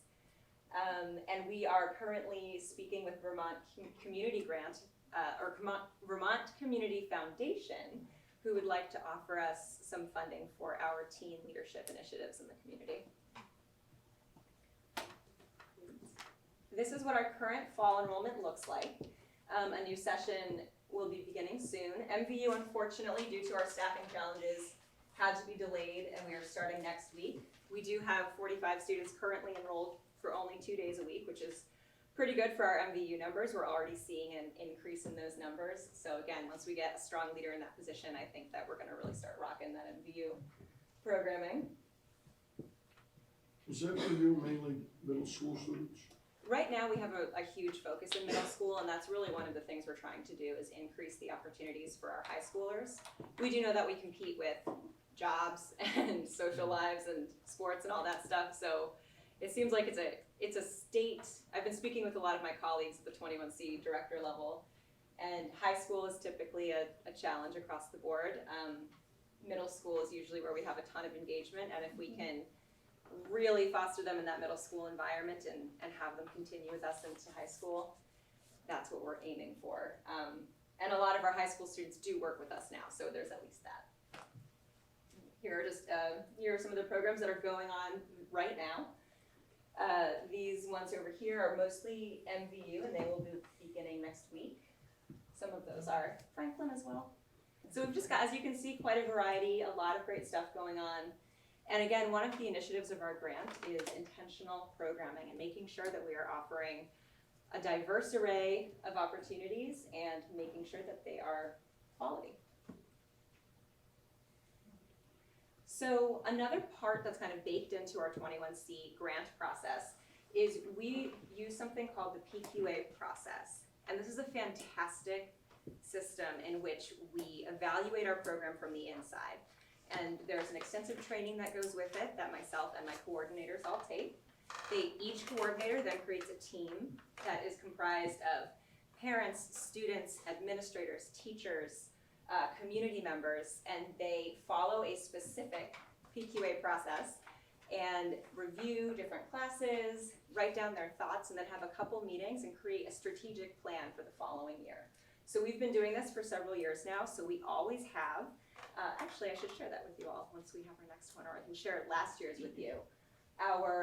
Basically, how do we continue to improve upon what we have process? And it's been a really fantastic way to also welcome parents into the program in a new kind of way. So we've really been enjoying this. It's a lot of work. It's a lot of paperwork, a lot of training, but it's worth it in the end. And I believe there's a slide next that kind of shows, yes. So as you can see, this is really what we focus on in the PQA. And it starts obviously with safe environment and what does that look like, and then continuing to move on. So it's something that we start the training next month, and then the actual process is implemented in the spring. So again, if anybody's interested in being on a PQA team, let me know. Now, as I mentioned earlier, we are in year 4 of the Vermont Youth Project. One of the biggest components of this project is the survey that we implement at MVU. Again, we'll be going into our 4th year here. And this is really a survey that collects data from our students kind of across the board, really about how they feel in school, how they feel at home, how they feel with their peers. A lot of our data from last year was COVID focused, so it was really thinking about mental health and where are our students right now. We are one of 4 schools in the state of Vermont that is privileged to this program. We're really lucky to be a part of it. And the data that they collect is extensive, it's incredibly helpful, and it is then used to propel things like our youth council. And you'll see if you look around MVU, we have a lot of different posters that our committee decided this last year to take a positive spin on things and really say, these are the things we should be celebrating. And now this year, again, we're gonna dig into it with more intentionality, saying, okay, what can we do as a community to continue to support our students? So there's a lot going on there. And then Hero is something, we're doing a pizza party on Thursday. So come join us. This is a program through Northern Vermont Health Education Career Center, something along Resources and Opportunities. And this is for free. We again are a very special program here that was isolated, saying we've seen the work that you do with the teens in your community and we want to continue to support that work. So this is a program that is really for students that have even the slightest interest in healthcare opportunities for their careers, whether it's looking into, becoming a doctor or a nurse or anything along those lines, looking into health education. So we had a table at the cafeteria the other day, had 30 students sign up because they were interested in learning more. So we're doing a information session on Thursday. And one of the fantastic things about this is they'll be paired with med students from UVM and have a personal relationship with a UVM mentor. In addition to they'll really be getting a leg up if they have any, whether it's a job resume or a college application. So I'm really enthusiastic and passionate about this program, and any support to continue spreading the word of what a valuable resource this is, we will take it, because we haven't had a ton of interest until we had our lunch table, so we're hoping to really continue this. Well, again, you're invited. Hero Program Pizza Party. Highgate Actors Theater will be doing their first play on October 13th. You are welcome to join. And we also have the Vermont Youth Project Community Meeting. And in addition to Lights On After School, which is a national initiative to highlight all the great things that go on after school and really kind of champion those programs for people in the community. As well as we will be talking about some of the data that we've collected and what we will continue to do with that data. And we're really, really trying to do a focus here. We work closely with Swanton Rec on this one. We really try to we want community engagement as well. It's great to have students, but we want parents, we want community members, we want everybody here, not just our students. It's just some fun stuff. We're hoping to do Junior Iron Chef again this year. And then, okay, so what they're doing. We're gonna go Crossroads. Woo! Where are we gonna go? Crossroads. Where are we gonna go? Crossroads. This is one of our students in Highgate who Where we gonna go? Crossroads. Where we gonna go? Crossroads. This happened last week. That was one of our students in Highgate who often has a difficult time connecting with adults during the school day and has just really found his place after school. And that's one thing that we are incredibly proud of. So that's all I've got. Thank you all so much for your time, and I'm available to answer any questions. All right, thank you, Beth Ann. Open up to the board. I have a Sit so I question, don't- if I could. Yes. Okay. And the question is, last board meeting, we had students from the tech profession, many of them were involved in the medical part, the health part. Are they signed up? I wonder, that would be awesome for them. That would be great. So we've been speaking with teachers and going into classrooms. Yeah. So I'm not sure which specific students you're referencing, but that would be, I've been speaking with Dan and Christy and trying to talk with our science and health teachers as well, so. They must know some of the, because remember the ladies I that, do. One of the young women is in medical professions. yeah, so, yeah, awesome. Carla actually know who they are. Yes, she would. One's a second-year student, one's a first-year Oh, student. fantastic. Yeah, I mean, again, any references. And they might know other people from MVU who are doing the same thing. Exactly, exactly. Thank you, that's awesome. Thank you. And I actually met Tracy, who knows Katie. It was a lot of fun. Beth Ann, do you track the demographics of the students who participate? Yes, we do. How does that compare to, do those compare to our student population as a whole? Do you mean as far as what type of student typically attends Crossroads, or? Is it a random sampling, or are we serving, are we biased towards, serving more kids who maybe are already successful or more kids who are maybe struggling? Like, is there an access issue, I guess is kind of where I'm headed. No, that's a great question. At the MVU level, it seems to be we are a safe space for many students with IEPs and some behavioral challenges during the day. And I would say it's a mixed bag in our elementary schools. I don't know if Chris has a certain insight into. Yeah, no, I think it's a big cross-section. Yeah, I think that our elementary schools do a pretty great job of keeping that access available and having a pretty diverse selection of the student body. And we're very careful, especially in Swanton where our numbers are so high, we're very careful to make sure that every student has the equal amount of access. If students are only allowed 2 days based upon, you know, there's not enough space, every student is only allowed 2 days. And we really do our best there. But MVU is, again, where we can really start to work on broadening our net. Yeah, okay, cause I mean, the programs I know are excellent, my kids have used them and, Great. The summer programming, especially remote stuff, was very creative. Oh, and thank so, you. Yeah, so I just, wanna make sure that all the kids have the ability to get that additional enrichment. Absolutely, and I do think that's a conversation we can have too about the way we are advertising our programs. We do our best to, like, what in the Wednesday Weekly, or Yeshua will put it out on, what's that platform called? Dojo or Seesaw? Seesaw. I wanted to call it, I don't know why I was going to say Grasshopper. Seesaw. And so we have the support from the admin. We put it on our website. We put it on our Facebook. We do paper flyers. We do online and paper registrations. So I think the access is there. It might be more about spreading the word even broader. But I'm happy to share that data, especially from this year, once it's all compiled, if you'd like to take a look. Don? Do students kind of come in and out of a program, like might come for 3 months because there's nothing really going on in your life for that, and then maybe you get into hockey and so you don't come to this? Or does that happen? Oh yeah, so one of the things that our 21C grant does track is what they call regular attendees.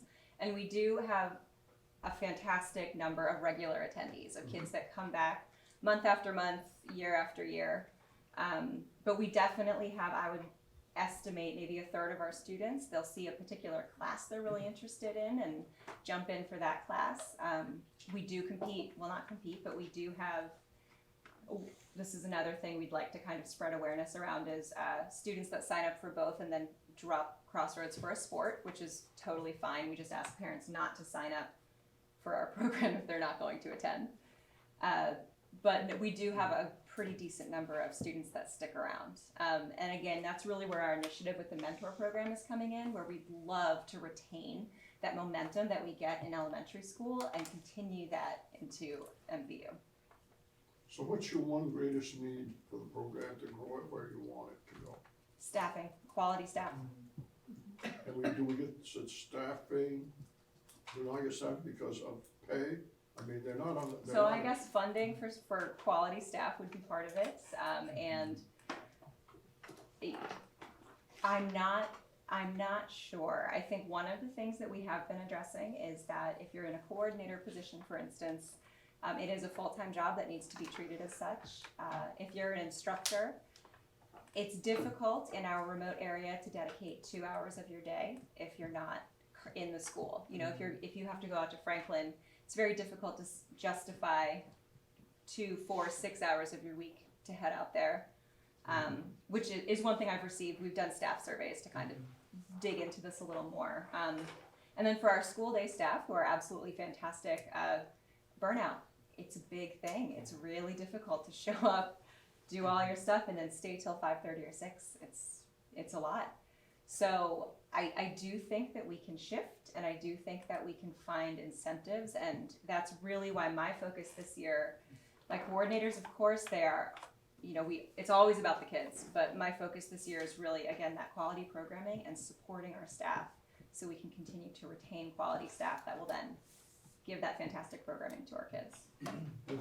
Do you find that, say, juniors or senior in high school have the skills to do this? They're actually some of our best employees. Yes, we are blown away by our teen staff, and that is wonderful. However, if they're under the age of 18, they need to have an adult with them. So they're not allowed to How be. close? Well, they can be in the same room. So we've done some, again, creative problem solving here, where we'll be in the cafeteria and have an adult-led group over here with a teen-led group over here. But that is sort of the issue there, is our teen staff are phenomenal, but until they turn 18, we still need to have an adult body in the room. How many staff are you missing? All of them at MVU, no. MVU, I'd say we could use 5 consistent quality staff members, both in sort of that administrative role as well as an instructional role. I'd say really just 1 to 2 strong people at each elementary school, in addition to the incredible people we already have. And it's really about, it depends on the school, and it's the nature of the position that we're in need of.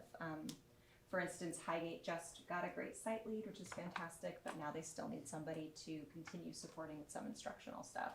Swanton is fantastic, but we're gonna need another site lead to support Molly, all that kind of stuff. So it really depends, but I'd say 1 to 2 at the elementary level and probably 5 at MVU. And these are all part-time? All of them except the MVU coordinator. Yes. Yep.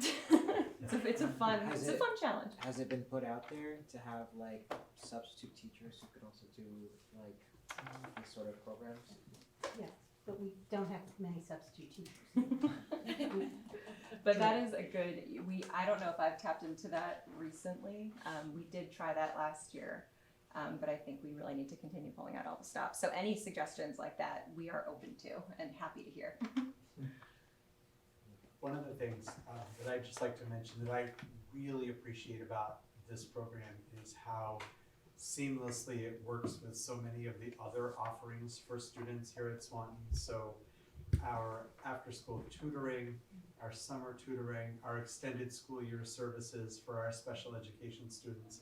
So many of these other offerings couple so well, very purposefully on Beth Ann's part and the part of the program, to allow students to access those other programs. So the transportation that she talked about, the meals that she talked about, all of those things certainly allow many of our students to access Crossroads, but absolutely at the same time allow our students to access out some of our other programs as well. So I think that's a big perk as well. Thank you for mentioning that. I need to remember to mention that, because that's a big one. All right, anything else from the board? All right. Thank you very Beth much. Ann. Thank you very much. Shall I stick around? What do we do next? Thank you. I don't know what the etiquette is here, so please tell me and I will do it. You don't have to stay. All right. Yeah. I appreciate you all. Thank you very much. Feel free to email me anytime with questions Thank you. or suggestions. With the, it's so nice that somebody Thank you. consider etiquette. Okay, that brings us now to the FY24 budget timeline. Am I putting that up on the screen, Laura? Can we leave too? Well, that's not very nice.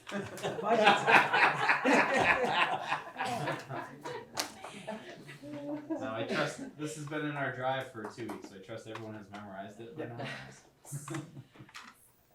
So last year, we started providing this as a draft document for you very early on, just to kind of get familiar with all the different steps that we work through, not only for developing the budget and how we work through that process, even before we bring it to the board as a draft one, but also things like designing our annual report or getting ballots ready and all that. So I really work from this document too, but I think it's good information to you, for the board to have about how we work through it.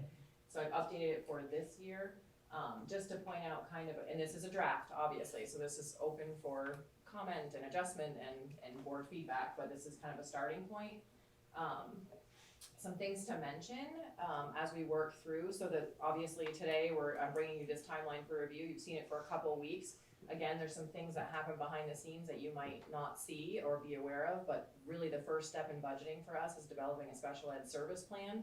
We're working on that with Tanya right now, where we estimate special ed expenses for next year and what those might look like, and that's a big part of our budget. So we use that to incorporate into our drafts.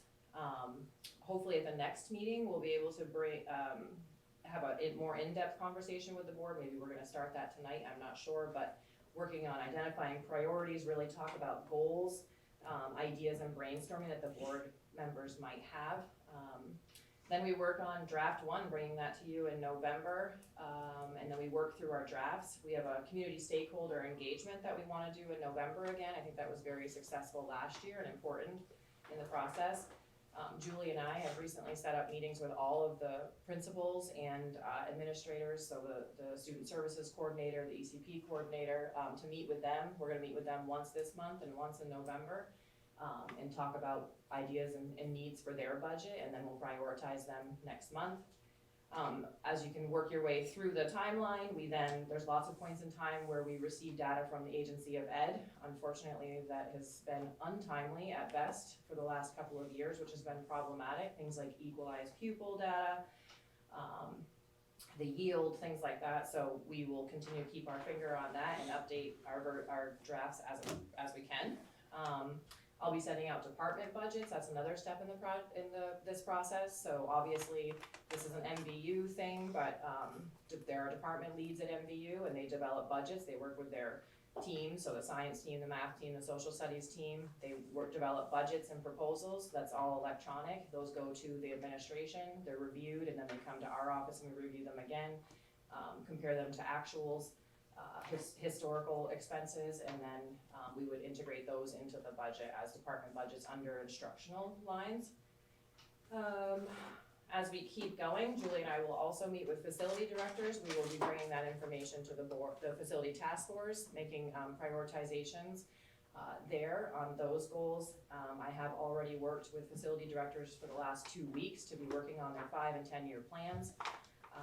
So that's in the works. That'll be actually starting at the next facility task force meeting next week. We'll be taking it next week. I sent you an email today. Is that the third? It's actually going to be Thursday because we had a conflict for next week. Next week? It's gonna be Thursday, I won't be here. I thought we went to Mondays. We did, but then there were a couple of conflicts with Monday. So I sent some emails Okay, earlier I'll go today. back, I did check my email, Okay, I could now, but no.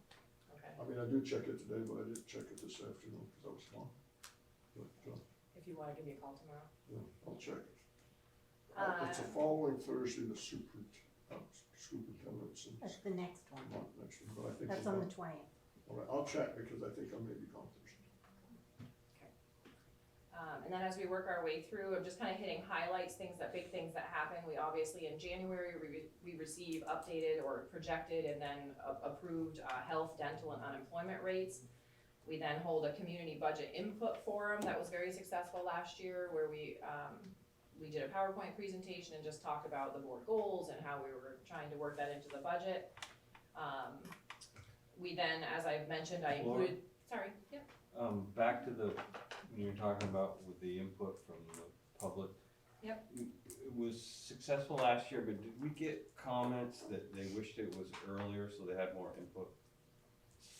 Well, I think some of that we're planning on, or I haven't talked to Julie about this yet, but maybe changing our survey that we do earlier with the stakeholders based on that's what my plan was. So Okay. now that we've done these things, we can adjust the questions in different ways to capture different information earlier on or share information earlier on. So really, some of these things will be contingent upon what we hear in the stakeholder survey, or it's not survey, thought exchange is the word I'm trying to think of, as we do that earlier and then adjust. Yeah. 2 years ago, we got some feedback because we did it right before the board was adopting. Right. Last year, we did it earlier, but we may wanna look at that to see if it's early enough. I Right, yeah, I agree with, I'd like to, I'm trying to follow this, but when would the first time be that we go out to the public? In November. November. Before Thanksgiving? Yep. Okay, because your screen is not coordinated with you. Oh, sorry. Okay. Look, we're backing up to November. Yeah. Right, okay. So we have, We have a lot in November. yeah, so the survey community stakeholders, identify community priorities. The thought exchange survey that we send out. And that's good, but if we could even do it a week earlier, I mean, I'm not trying to build somebody's schedule, but I think you're into deer hunting, you're into people going away for Thanksgiving. I think November's great, but I would think, and this year, of course, we have an election coming up on the 8th, so you certainly wanna be after that, not try to compete with that, but, see what, Yeah. It's sometimes, I agree with you, the earlier is better, I will definitely look at that, sometimes, what I run into, what I struggle with sometimes is like, Julie and I are meeting with principals in round one, we're talking with facility directors, we're gathering ideas, that may steer some of our questions or the direction of our survey, but I think we could do it more than once even if we well, I wanted guess that's to. where I'm Yeah. going. I think we get out there, so we show we really wanna listen, based on what we hear, we may wanna do a second one. Yeah, a follow-up one's, it's pretty effective to do follow-ups. Because I think sometimes it's not necessarily the answer they get or the information they get, but it's the idea that we say, we wanna hear from you. Absolutely. So, then we Terry? get in, oh, sorry. Sorry. Can I just, thank you, Debbie, can I ask this? And that is that a thought survey, does that go just to people that are parents and students or teachers?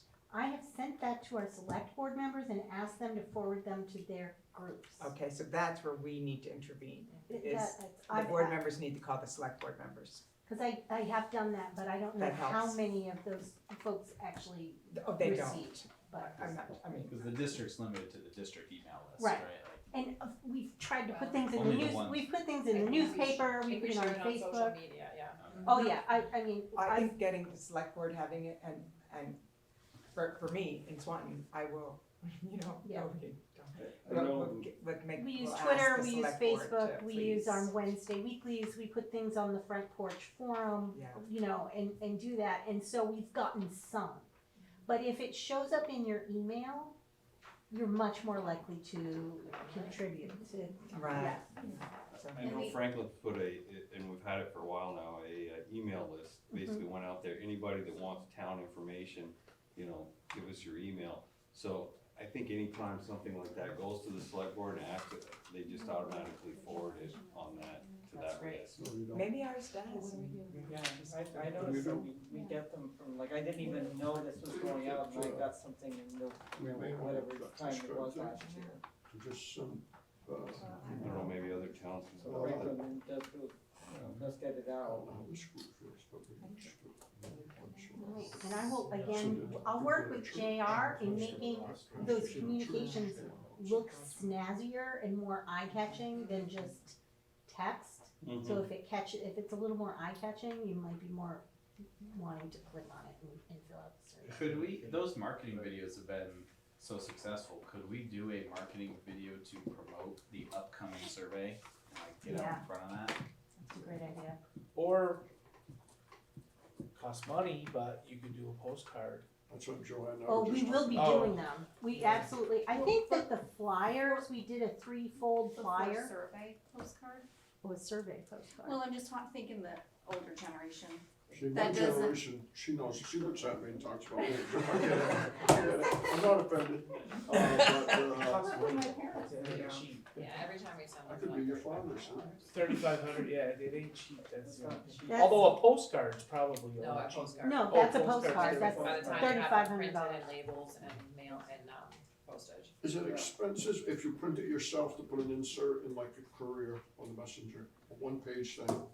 We Where do you that can cut a it few out. times a year. We do that a few times a year.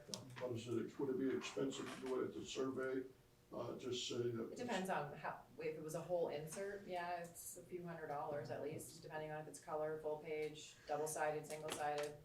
And not everybody gets the messenger anyway anymore. I just, Yeah. Yeah. if we made the copies, Suzanne. But something like That that you might, can't with the messenger. Can't, they No, gotta print it, yeah, or about the courier.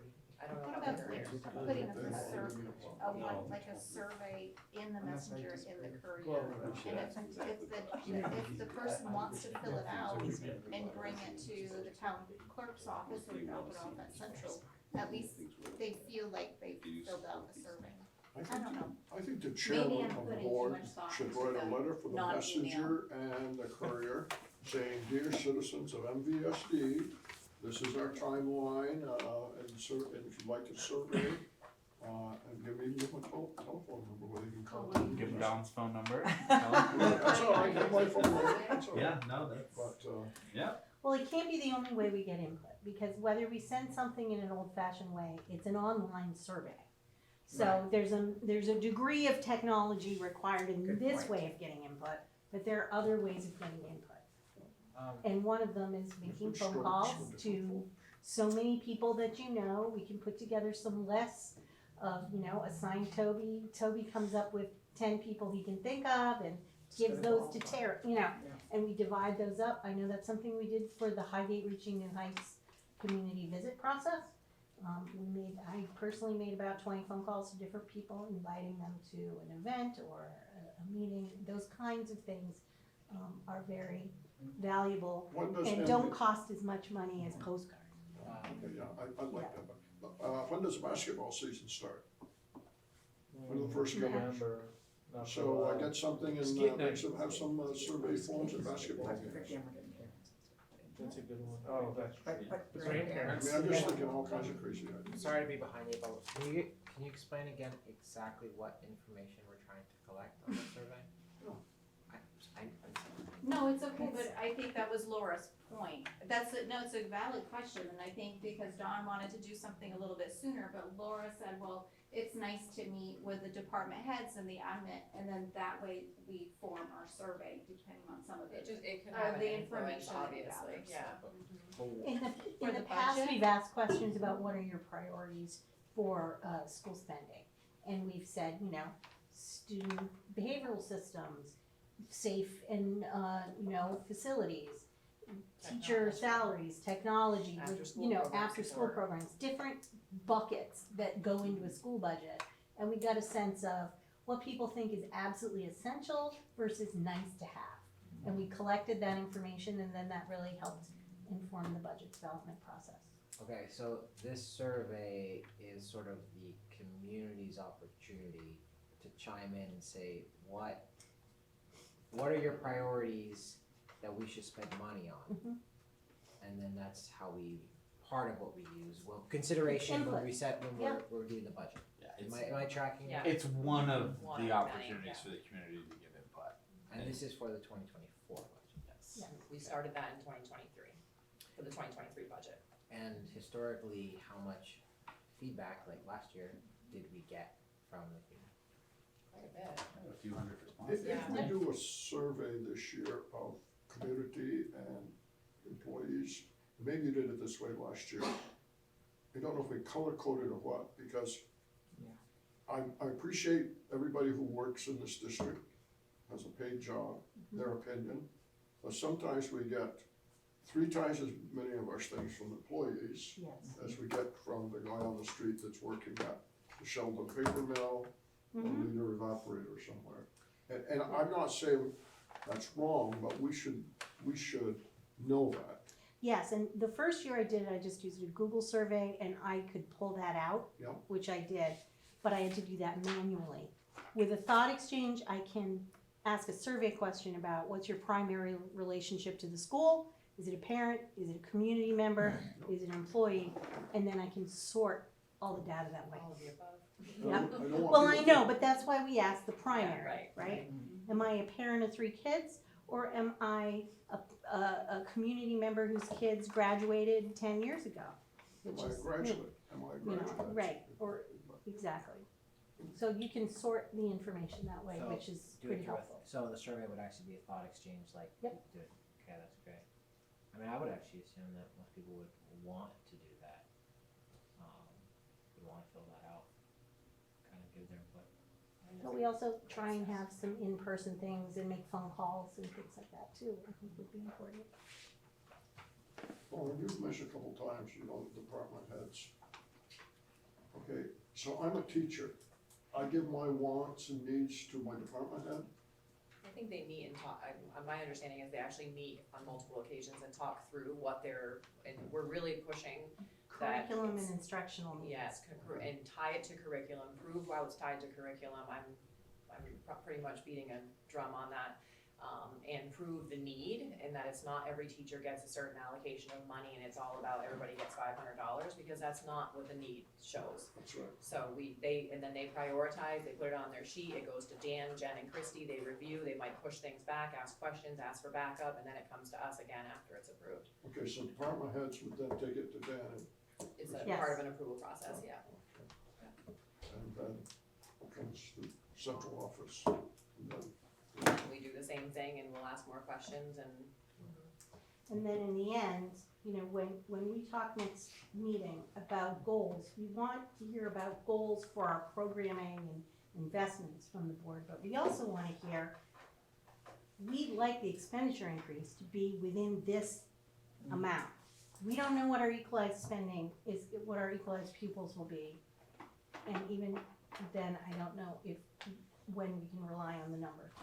But that part comes later. But if we can just talk about our ed spending amount and our because the net ed spending is really the number we need to look at. That's the number that gets divided by our equalized pupils in the end. So if we have a range that we're shooting for, then when I'm Dan and I'm meeting with the department head and they said, here is a want, we think it's really important, but it's maybe really expensive and administration might disagree with its importance as a high leverage activity, then, you know, it helps to know what our end result is looking for. Because obviously we're looking for a budget that's responsible.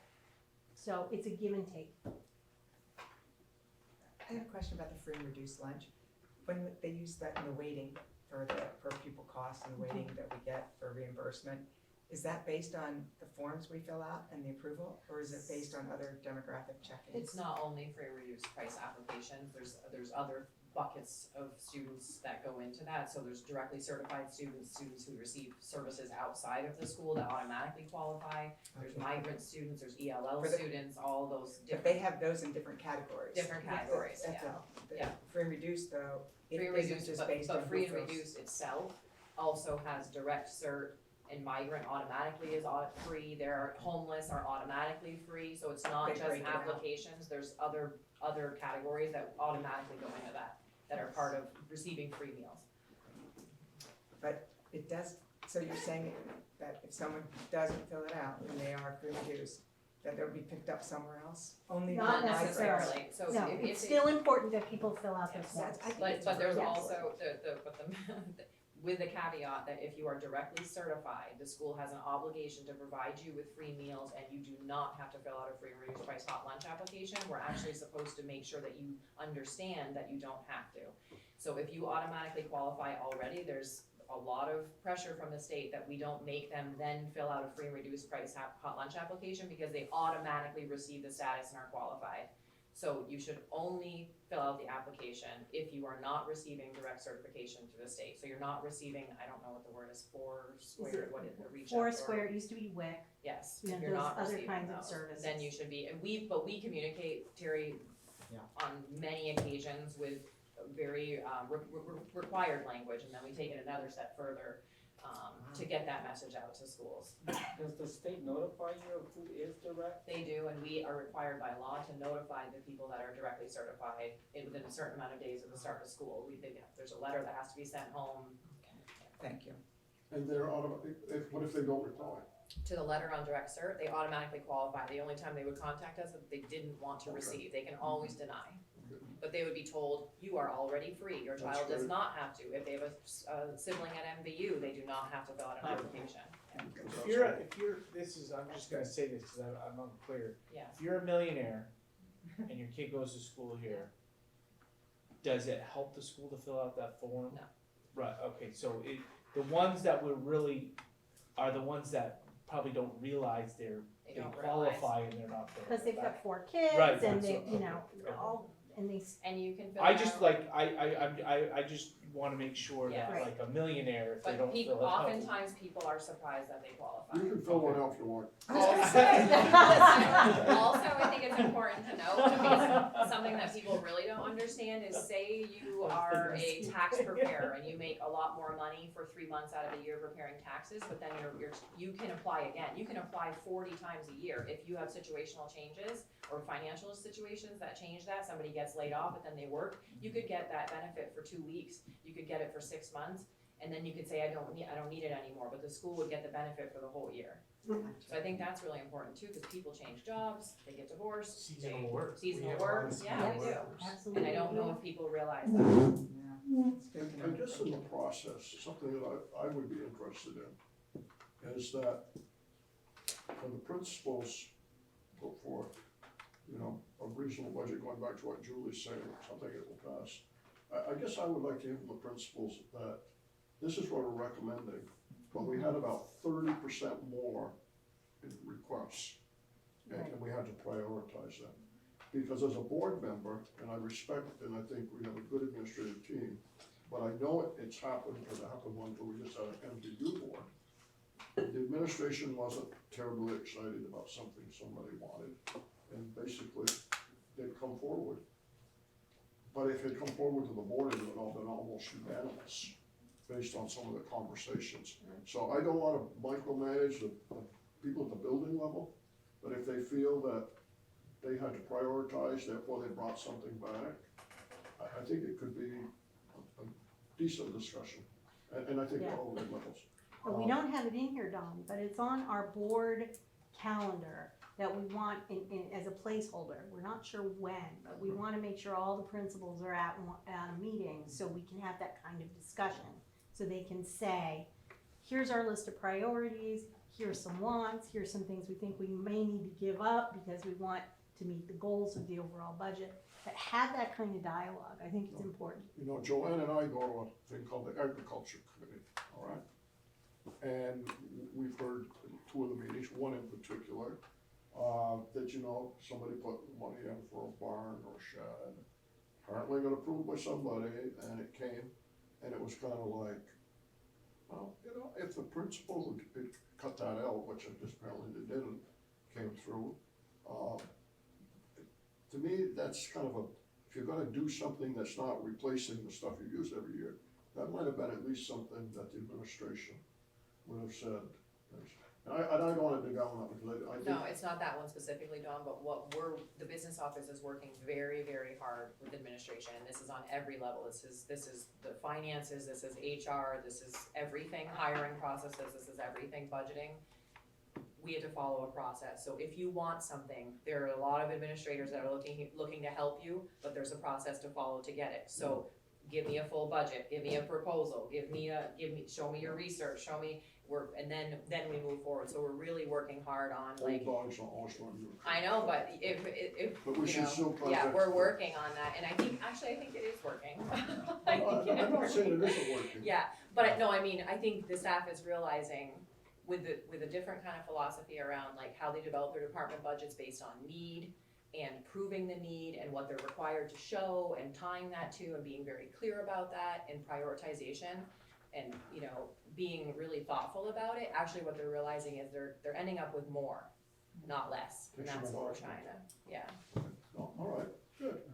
Alright, Laura, anything else you wanted to highlight? I thought it was important. I just encourage people to look through here because I think something that's a little tricky for me is I feel like we're not doing everything perfectly and there's always room for growth, right? But this timeline incorporates probably about 15 new initiatives in the last 2 years. And they're not quite working the way that we want them to because we didn't have a successful budget vote this year. So always looking for like the little tweaks. Can we make phone calls? So any of that you have feedback, email me or tell me now or whenever, and I'll put that in here and we'll talk about it and we'll work through it and try to, it could be little tweaks, it could be completely different things. Postcards is great, but there's probably more. So I'd love to get that documented so we all know we can push it out, we can share it on the website, that this is their timeline. Because I think we're doing a lot, but clearly there's more to be done or tweaks. So please share that with me. We wanna do everything we can. Okay. So, we heard a couple things, and just to kind of make this a little clearer, Yeah.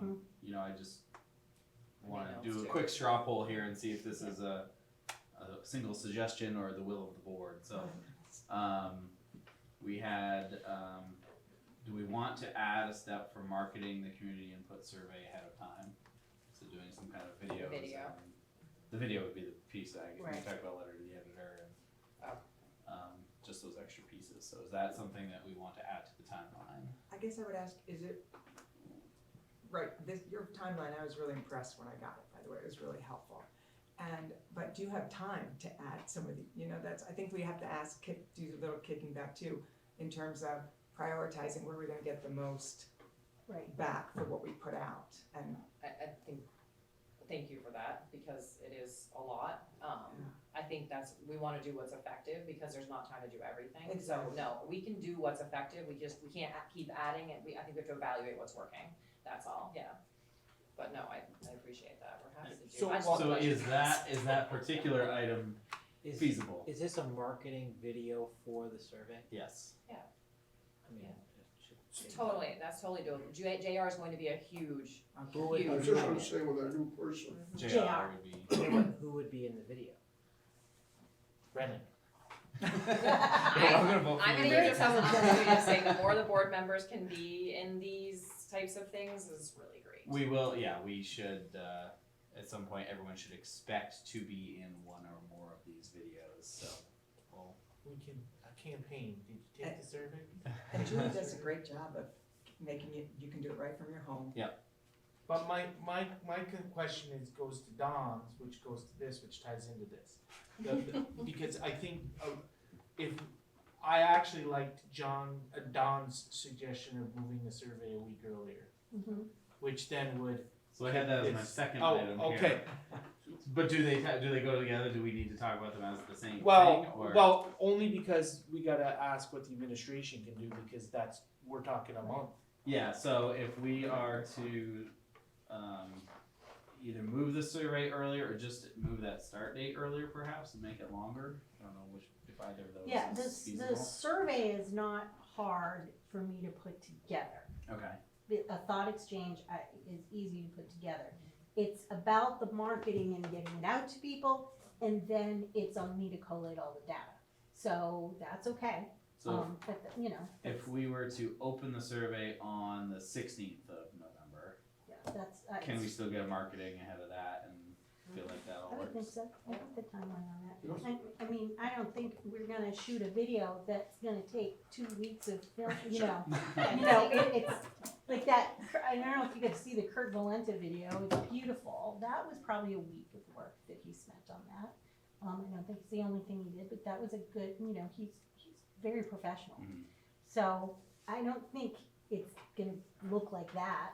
I think it would be different in appearance, and I'm not the communications expert, so I'm not gonna pretend to, micromanage what But that looks to like. that regard, we already have JR working on things, so I Yes. have had him go to every single school and take video and drone footage and photographs with every facility director, so that we're ready. When we wanna integrate that into our budgeting, we already have it, so Okay.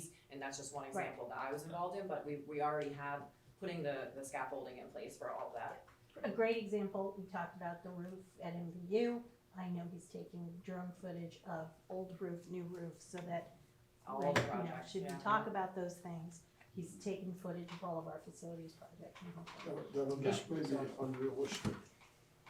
So that's a yes. Well, I've worked on the checklist and polls for 20 years here, and basically you see the same people. Mhm.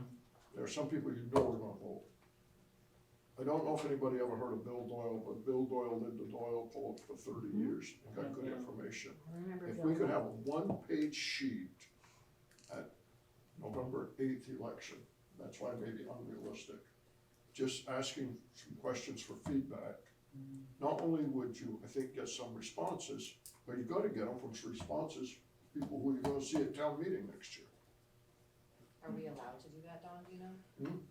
Are we allowed to do that at the polling You site? can have it in Swanton, you can have it in the entryway, you can't have it in when you go through the doors to vote, usually that's what, anyway. And there was a box, and in some cases, people volunteered to sit there. I don't say we're gonna volunteer to sit there, but there was a box, it was colorfully decorated, it said, in this case, it would say, opportunity for input or suggestions on MVSD budget. It'd be framed with some question, comment, just a one-page thing, nothing too elaborate.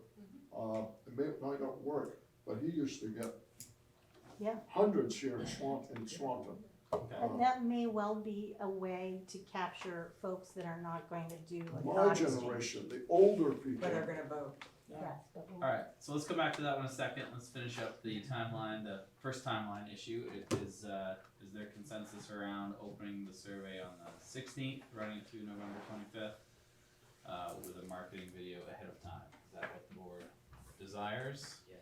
Works for me, yeah. Yes, okay, I'm seeing an informal straw poll, that's the decision, alright.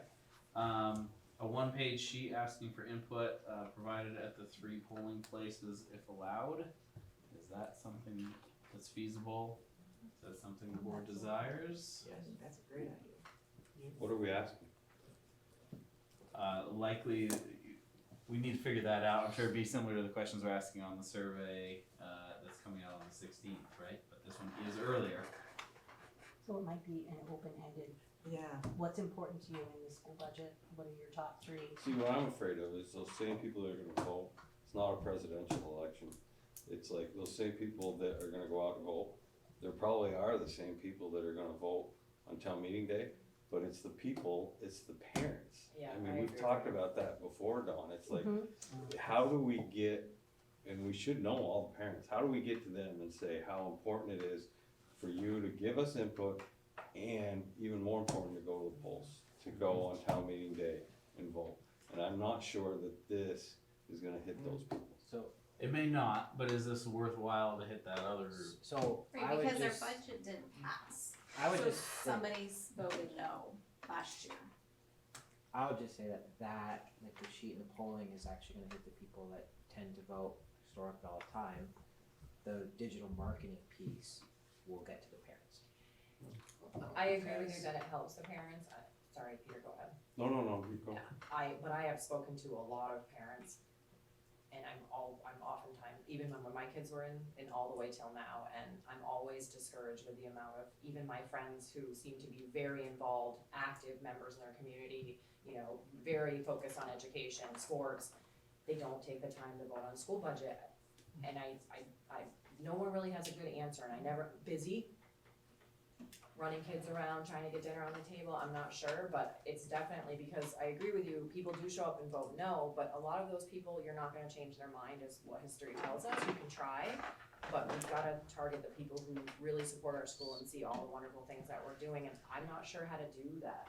I don't know if our principals have more suggestions, but While we're on that topic for this year's budget, are we able to mail out ballots? That was something I was gonna ask. Is that Because- something we should, last year, it was, because we were doing a revote, we couldn't do it in a different way than the first. And I was surprised when I met with Brian Savage last week, I think it was. Yeah. He said, well, you're gonna get your ballot in the mailbox. Yeah, I already voted, I got it yesterday, I I did too. voted Yes. today. Yeah. So I because would- we can choose to. Yeah. We can choose to do that, So and I that would- may make a difference. That would be And, awesome. I well, would- no, Peter in Swanton does, we don't have town meeting day. Yeah, but yeah, you do. We, You have info, night. we have an info night, we don't have, Everybody Well, has your town vote meeting is day. your town meeting. Your vote is your town meeting. right, but I got it in the mail. You got the school budget, you got the school vote. No, in he's the mail? talking about our Midterm. election midterm, Yeah, everybody did. but everybody will have But a town meeting day. day, I don't think, unless we somehow are able to do it on our own, the state's not gonna do it like we just did with. Right. Right. Okay. We would have to make that decision, so that's homework on our part to make sure what Right. what would be. I And we see need what to do you're that saying. early enough so we can be planning, because we're gonna have to, Ballots the are. ballots have to be mailed, that means you've gotta back everything up. And would that be in conjunction with like select board and school board and all that? Or is that separate? I'm just trying to. We don't get to decide that for them. Okay, We so- are, when we became MVSD, we have to do our own thing. Got it. So Oh, we that's- just set up that's the budget, and then if people wanna go and vote for whoever, they go do it, or they still request a ballot? That completely separate. Completely Our separate. school budget and our articles would be mailed if that's what you chose to do. They're, just like they're on a separate ballot now, it's completely our responsibility to arrange that, warn it, print the ballots, get it out. It is anyway, so it's really no different, it's just the mailing piece takes a lot more time. I don't know all the legality to it, but we may be able to work with each municipality, and if they're wanting to mail theirs out, we could do them together, I would think. That's kind of, Yeah, we'll Yeah. have to reach out. And Yeah. I would make that a priority, because I think putting all that information out, like we're doing, and someone has their ballot, like, oh, I saw that, and they can just fill it out and send it. Just because the town meeting day voting, like, sometimes people just, especially parents, they can't Yeah. get there. We've tried to promote absentee ballots a lot, but I'm not sure that that's working really either, so I agree with you. The only thing I would say is just like everything else, if you're committed to mailing them out this year, you probably wanna be committed for ever, because I think Jen Chevalier brought it up once, that people assumed this last time that they were going to get them, this year they were going to get them mailed because we mailed them during the pandemic, and they didn't. So if we start doing it, we're probably gonna be doing it forever. I think we should make it a priority because that, you know, what Laura just said, and to Joanne's point, we're not going to change, there's a certain amount of people, I probably shouldn't say this, but a certain amount of people are gonna vote no every time anyways. And you're not gonna change their mind. We need more voters. We need more people to come to the polls that have skin in the game, that have kids that are really busy. And if we mail them the ballot, maybe they'll take the time to at least bring it back and, you know, put it in. If you've ever taken a checklist after a vote, whether school budget vote or election for politicians, it's really, really interesting. The people that always vote and the people that don't regularly vote, even people that tell you they vote. You know, I'm gonna, they'll tell you that I'm going to vote. Well, I gotta remember next week, I have to go and vote. And they don't. And I don't think they're bad, they're not bad people, it's just they get other priorities. Feel like you have your answer. I think so. So I think we have consensus that we want to research the mailing option for ballots. We know it may impact the timeline, so we just need to get more information on that before making decisions. We'll bring that back as soon as we have enough information to be able to. The only thing I didn't put on here is that it does cost quite a bit of money, is the yard signs. Do people think those were worthwhile to say, like, we have a budget vote on such and such a day, putting them around? I would honestly rather spend that money on mailing stuff to people's houses if we're. If the know, cost is the same, I would rather. I've been So spending it's not the thousands same. on yard signs. I don't The yard signs are much less, but it's, I just wanna know if we wanna do that again. But instead of the other things that we, Yeah. I think we'd get more bang for our buck just doing the one. Yeah. Some people are offended by yard signs, even I know, political yard yeah, signs right now. I'm offended. I know we're long on this bit. So it looks like our January 17th meeting is when we need to adopt the budget. Yes. Yep. Now, if we have to prepare a mail-in ballot, that could, I don't know that, Yeah, but I that don't. could back it up a week. It could, but I think we'll be okay. Town meeting is late this year. Yeah, that's why I'm saying I So think it's is- okay. I guess, and I don't wanna move it into December, but that meeting on the 10th for community budget input, could we do that on the 3rd or at least in that same week to give us time, because, so we can evaluate that input and see if we wanna make any changes before we approve it on the 17th? So we'd likely need. Well, probably not gonna do it on the 3rd when we have a board meeting. You have a board meeting January 3rd? Yes. So, it sounds like your goal is to have 2 meetings, get that to occur when there's, right before a second meeting, so we would need to move that really into just, now we're in Christmas break, you know? I was it's- gonna say, it's the tough. holiday not gonna breaks work. really cripple Yeah, us. it does. So I think we would need to go in with the mindset that on that 17th meeting, if we have received some valuable input ahead of time that is gonna require some changes, we should be prepared to discuss those changes and not just think we have a final one before we get to that meeting. So, you know, potentially give ourselves some extra time, make sure everybody, we have those input forms in different locations, make sure if we, I don't know how we'll do the format, but if we need to do some information sharing ahead of time to make sure the comments that, from some community members are heard by the whole board, make sure we do that ahead of time. Alright, That's great. we got some good stuff there. Anybody else have anything, final topics? I know, you know, if you have ideas like Laura said, send them on over. And we'll come back to this next meeting, right? We've got some more. First round. Budget Devin? items.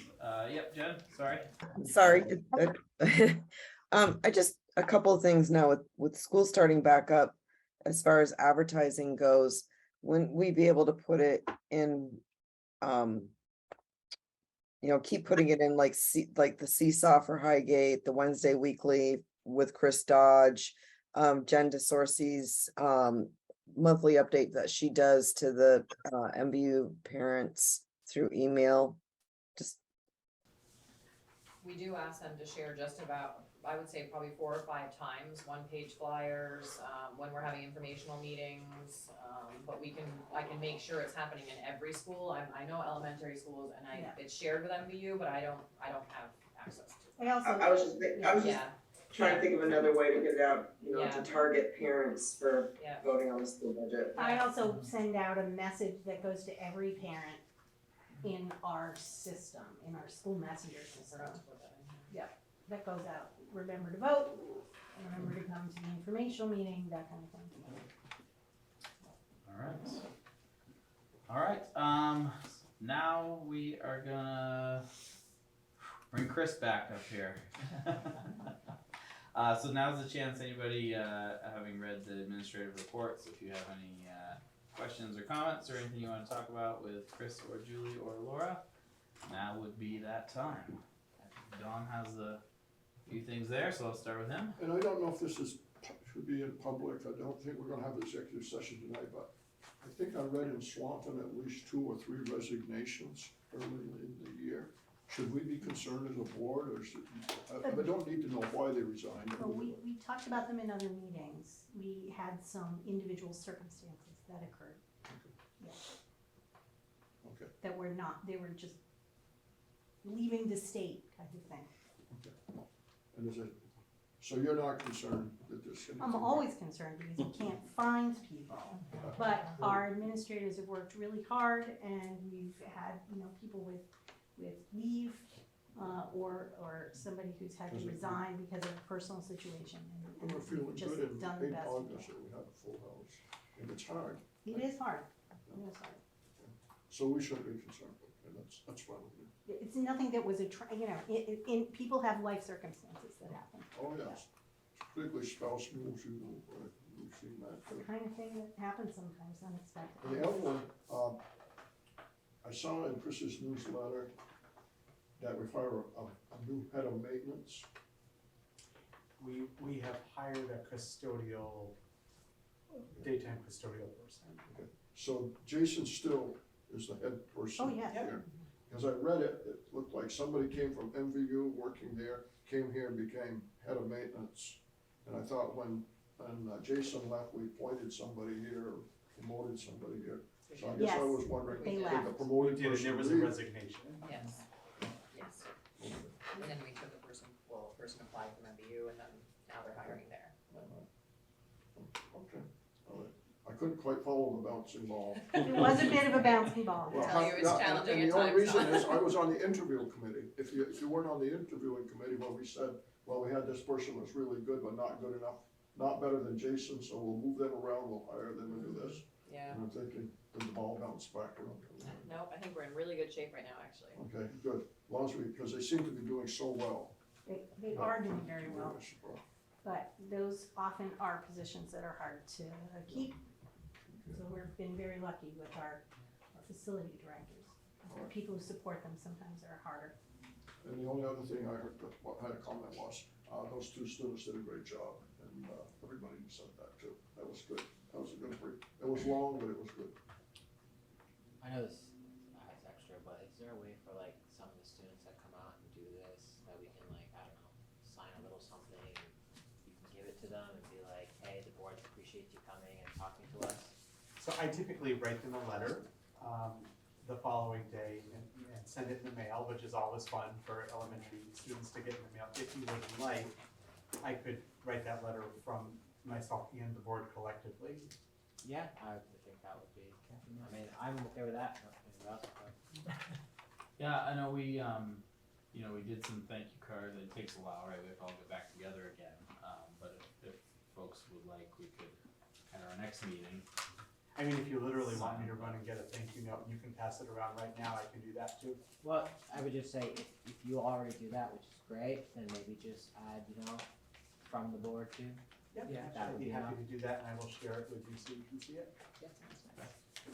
And we can put in the minutes, let the record show that board commended the students, something like that. And, Natalie and Miracle, I don't know their last names, but they're on to great things in the future.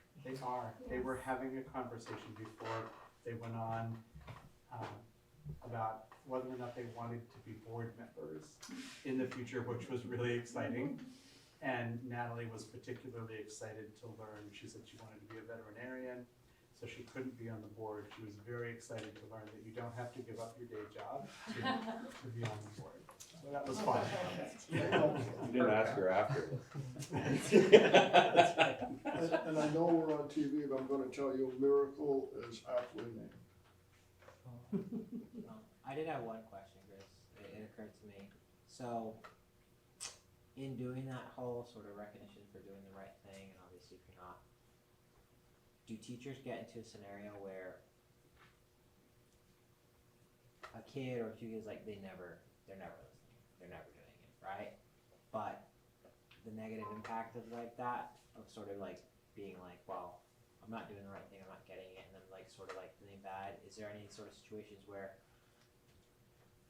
the teacher will say, well, we'll still recognize you so you're a part of it? Like, does that kind of happen? No, I think we always want the recognition to be genuine, for sure. And we do have conversations about students that are more challenging. It can be more difficult to find those times, but it really is our role to dig for those and find those. And for some students, that's a smaller success, you know, little successes along the way. For other students, it's bigger things. But we work very hard to make sure that we find the good in all of our students. We actually do some work around keeping track of the data around when those pom-poms are given out, so teachers can really see, student X got 10 of them today, student Y got 0 today or yesterday, so that we can work on that. Perfect, thank you. Alright, anything else for Chris? Alright, thanks Chris. Future agenda items, we're talking about board guidance and input on the budget, multi-tiered system of supports, ESSER update, Swanton school-wide plan, and data update. Our next board meeting is scheduled for October 18th, right here in the Swanton Central School Library at 6:30 p.m. Future agenda items, we also want to get a tour of the Babcock building in there. Yeah, so mention that. one of the things we might do is see if we can meet in the Babcock building instead of here, but we'll discuss the feasibility of that space offline, and then we would warn it for that if that's the case. Okay, I know in the past when we talked about that, there was some reluctance to change our normal meeting space, Yes. but I don't know if that reluctance is still out there. One of the things was people thought it might be too small. Okay. So we'll talk about it and I'll work with you on that. Okay, so the location, I guess, will either be Swan Central or Babcock. It'll be warned once we know. That date again is October 18th at 6:30 p.m. One last thank you to this whole group. I did not earn a pom-pom, but was still able to share in the celebration. So thank you all for being such a special listener. See, that's what I mean. That's what I mean. They didn't want to interrupt you. I thought I was. Did you get I think Laura got. You did. I got 3. Wow. All right, note to self, make sure the chair gets the pom-pom next time. See, I wanted to throw mine in the thing, but I didn't know if that was gonna be a minor or major. You're right. All right, so now looking for a motion to adjourn. Devin, one question. Can I remind everybody, our regional VSBA meeting is Thursday night on Zoom. And the conference, you put that out, the conference. Yes, I will be there. I'll be there and hopefully, some others can, but It's a very good All right. just agenda. have to do my job and, Yep. but thank you. Thank you for that, Don. All right. What time is that? So- What time? 6. 6 o'clock, I think. Six On the 6th. 6 o'clock on the 6th, yeah. And I'm a director, but I'm trying to recruit somebody else because we've been doing Zoom and it's great, but they're gonna go back to driving them up to you. And I'm at a point where I don't like to drive down there in the dark and Yeah. drive back in the dark. I don't blame you either. I don't like to drive down like this. All right, Rennick's made a motion to adjourn. Is there a second? Terry's the second. All right, all those in favor, say aye. Aye. Those opposed? Motion carries.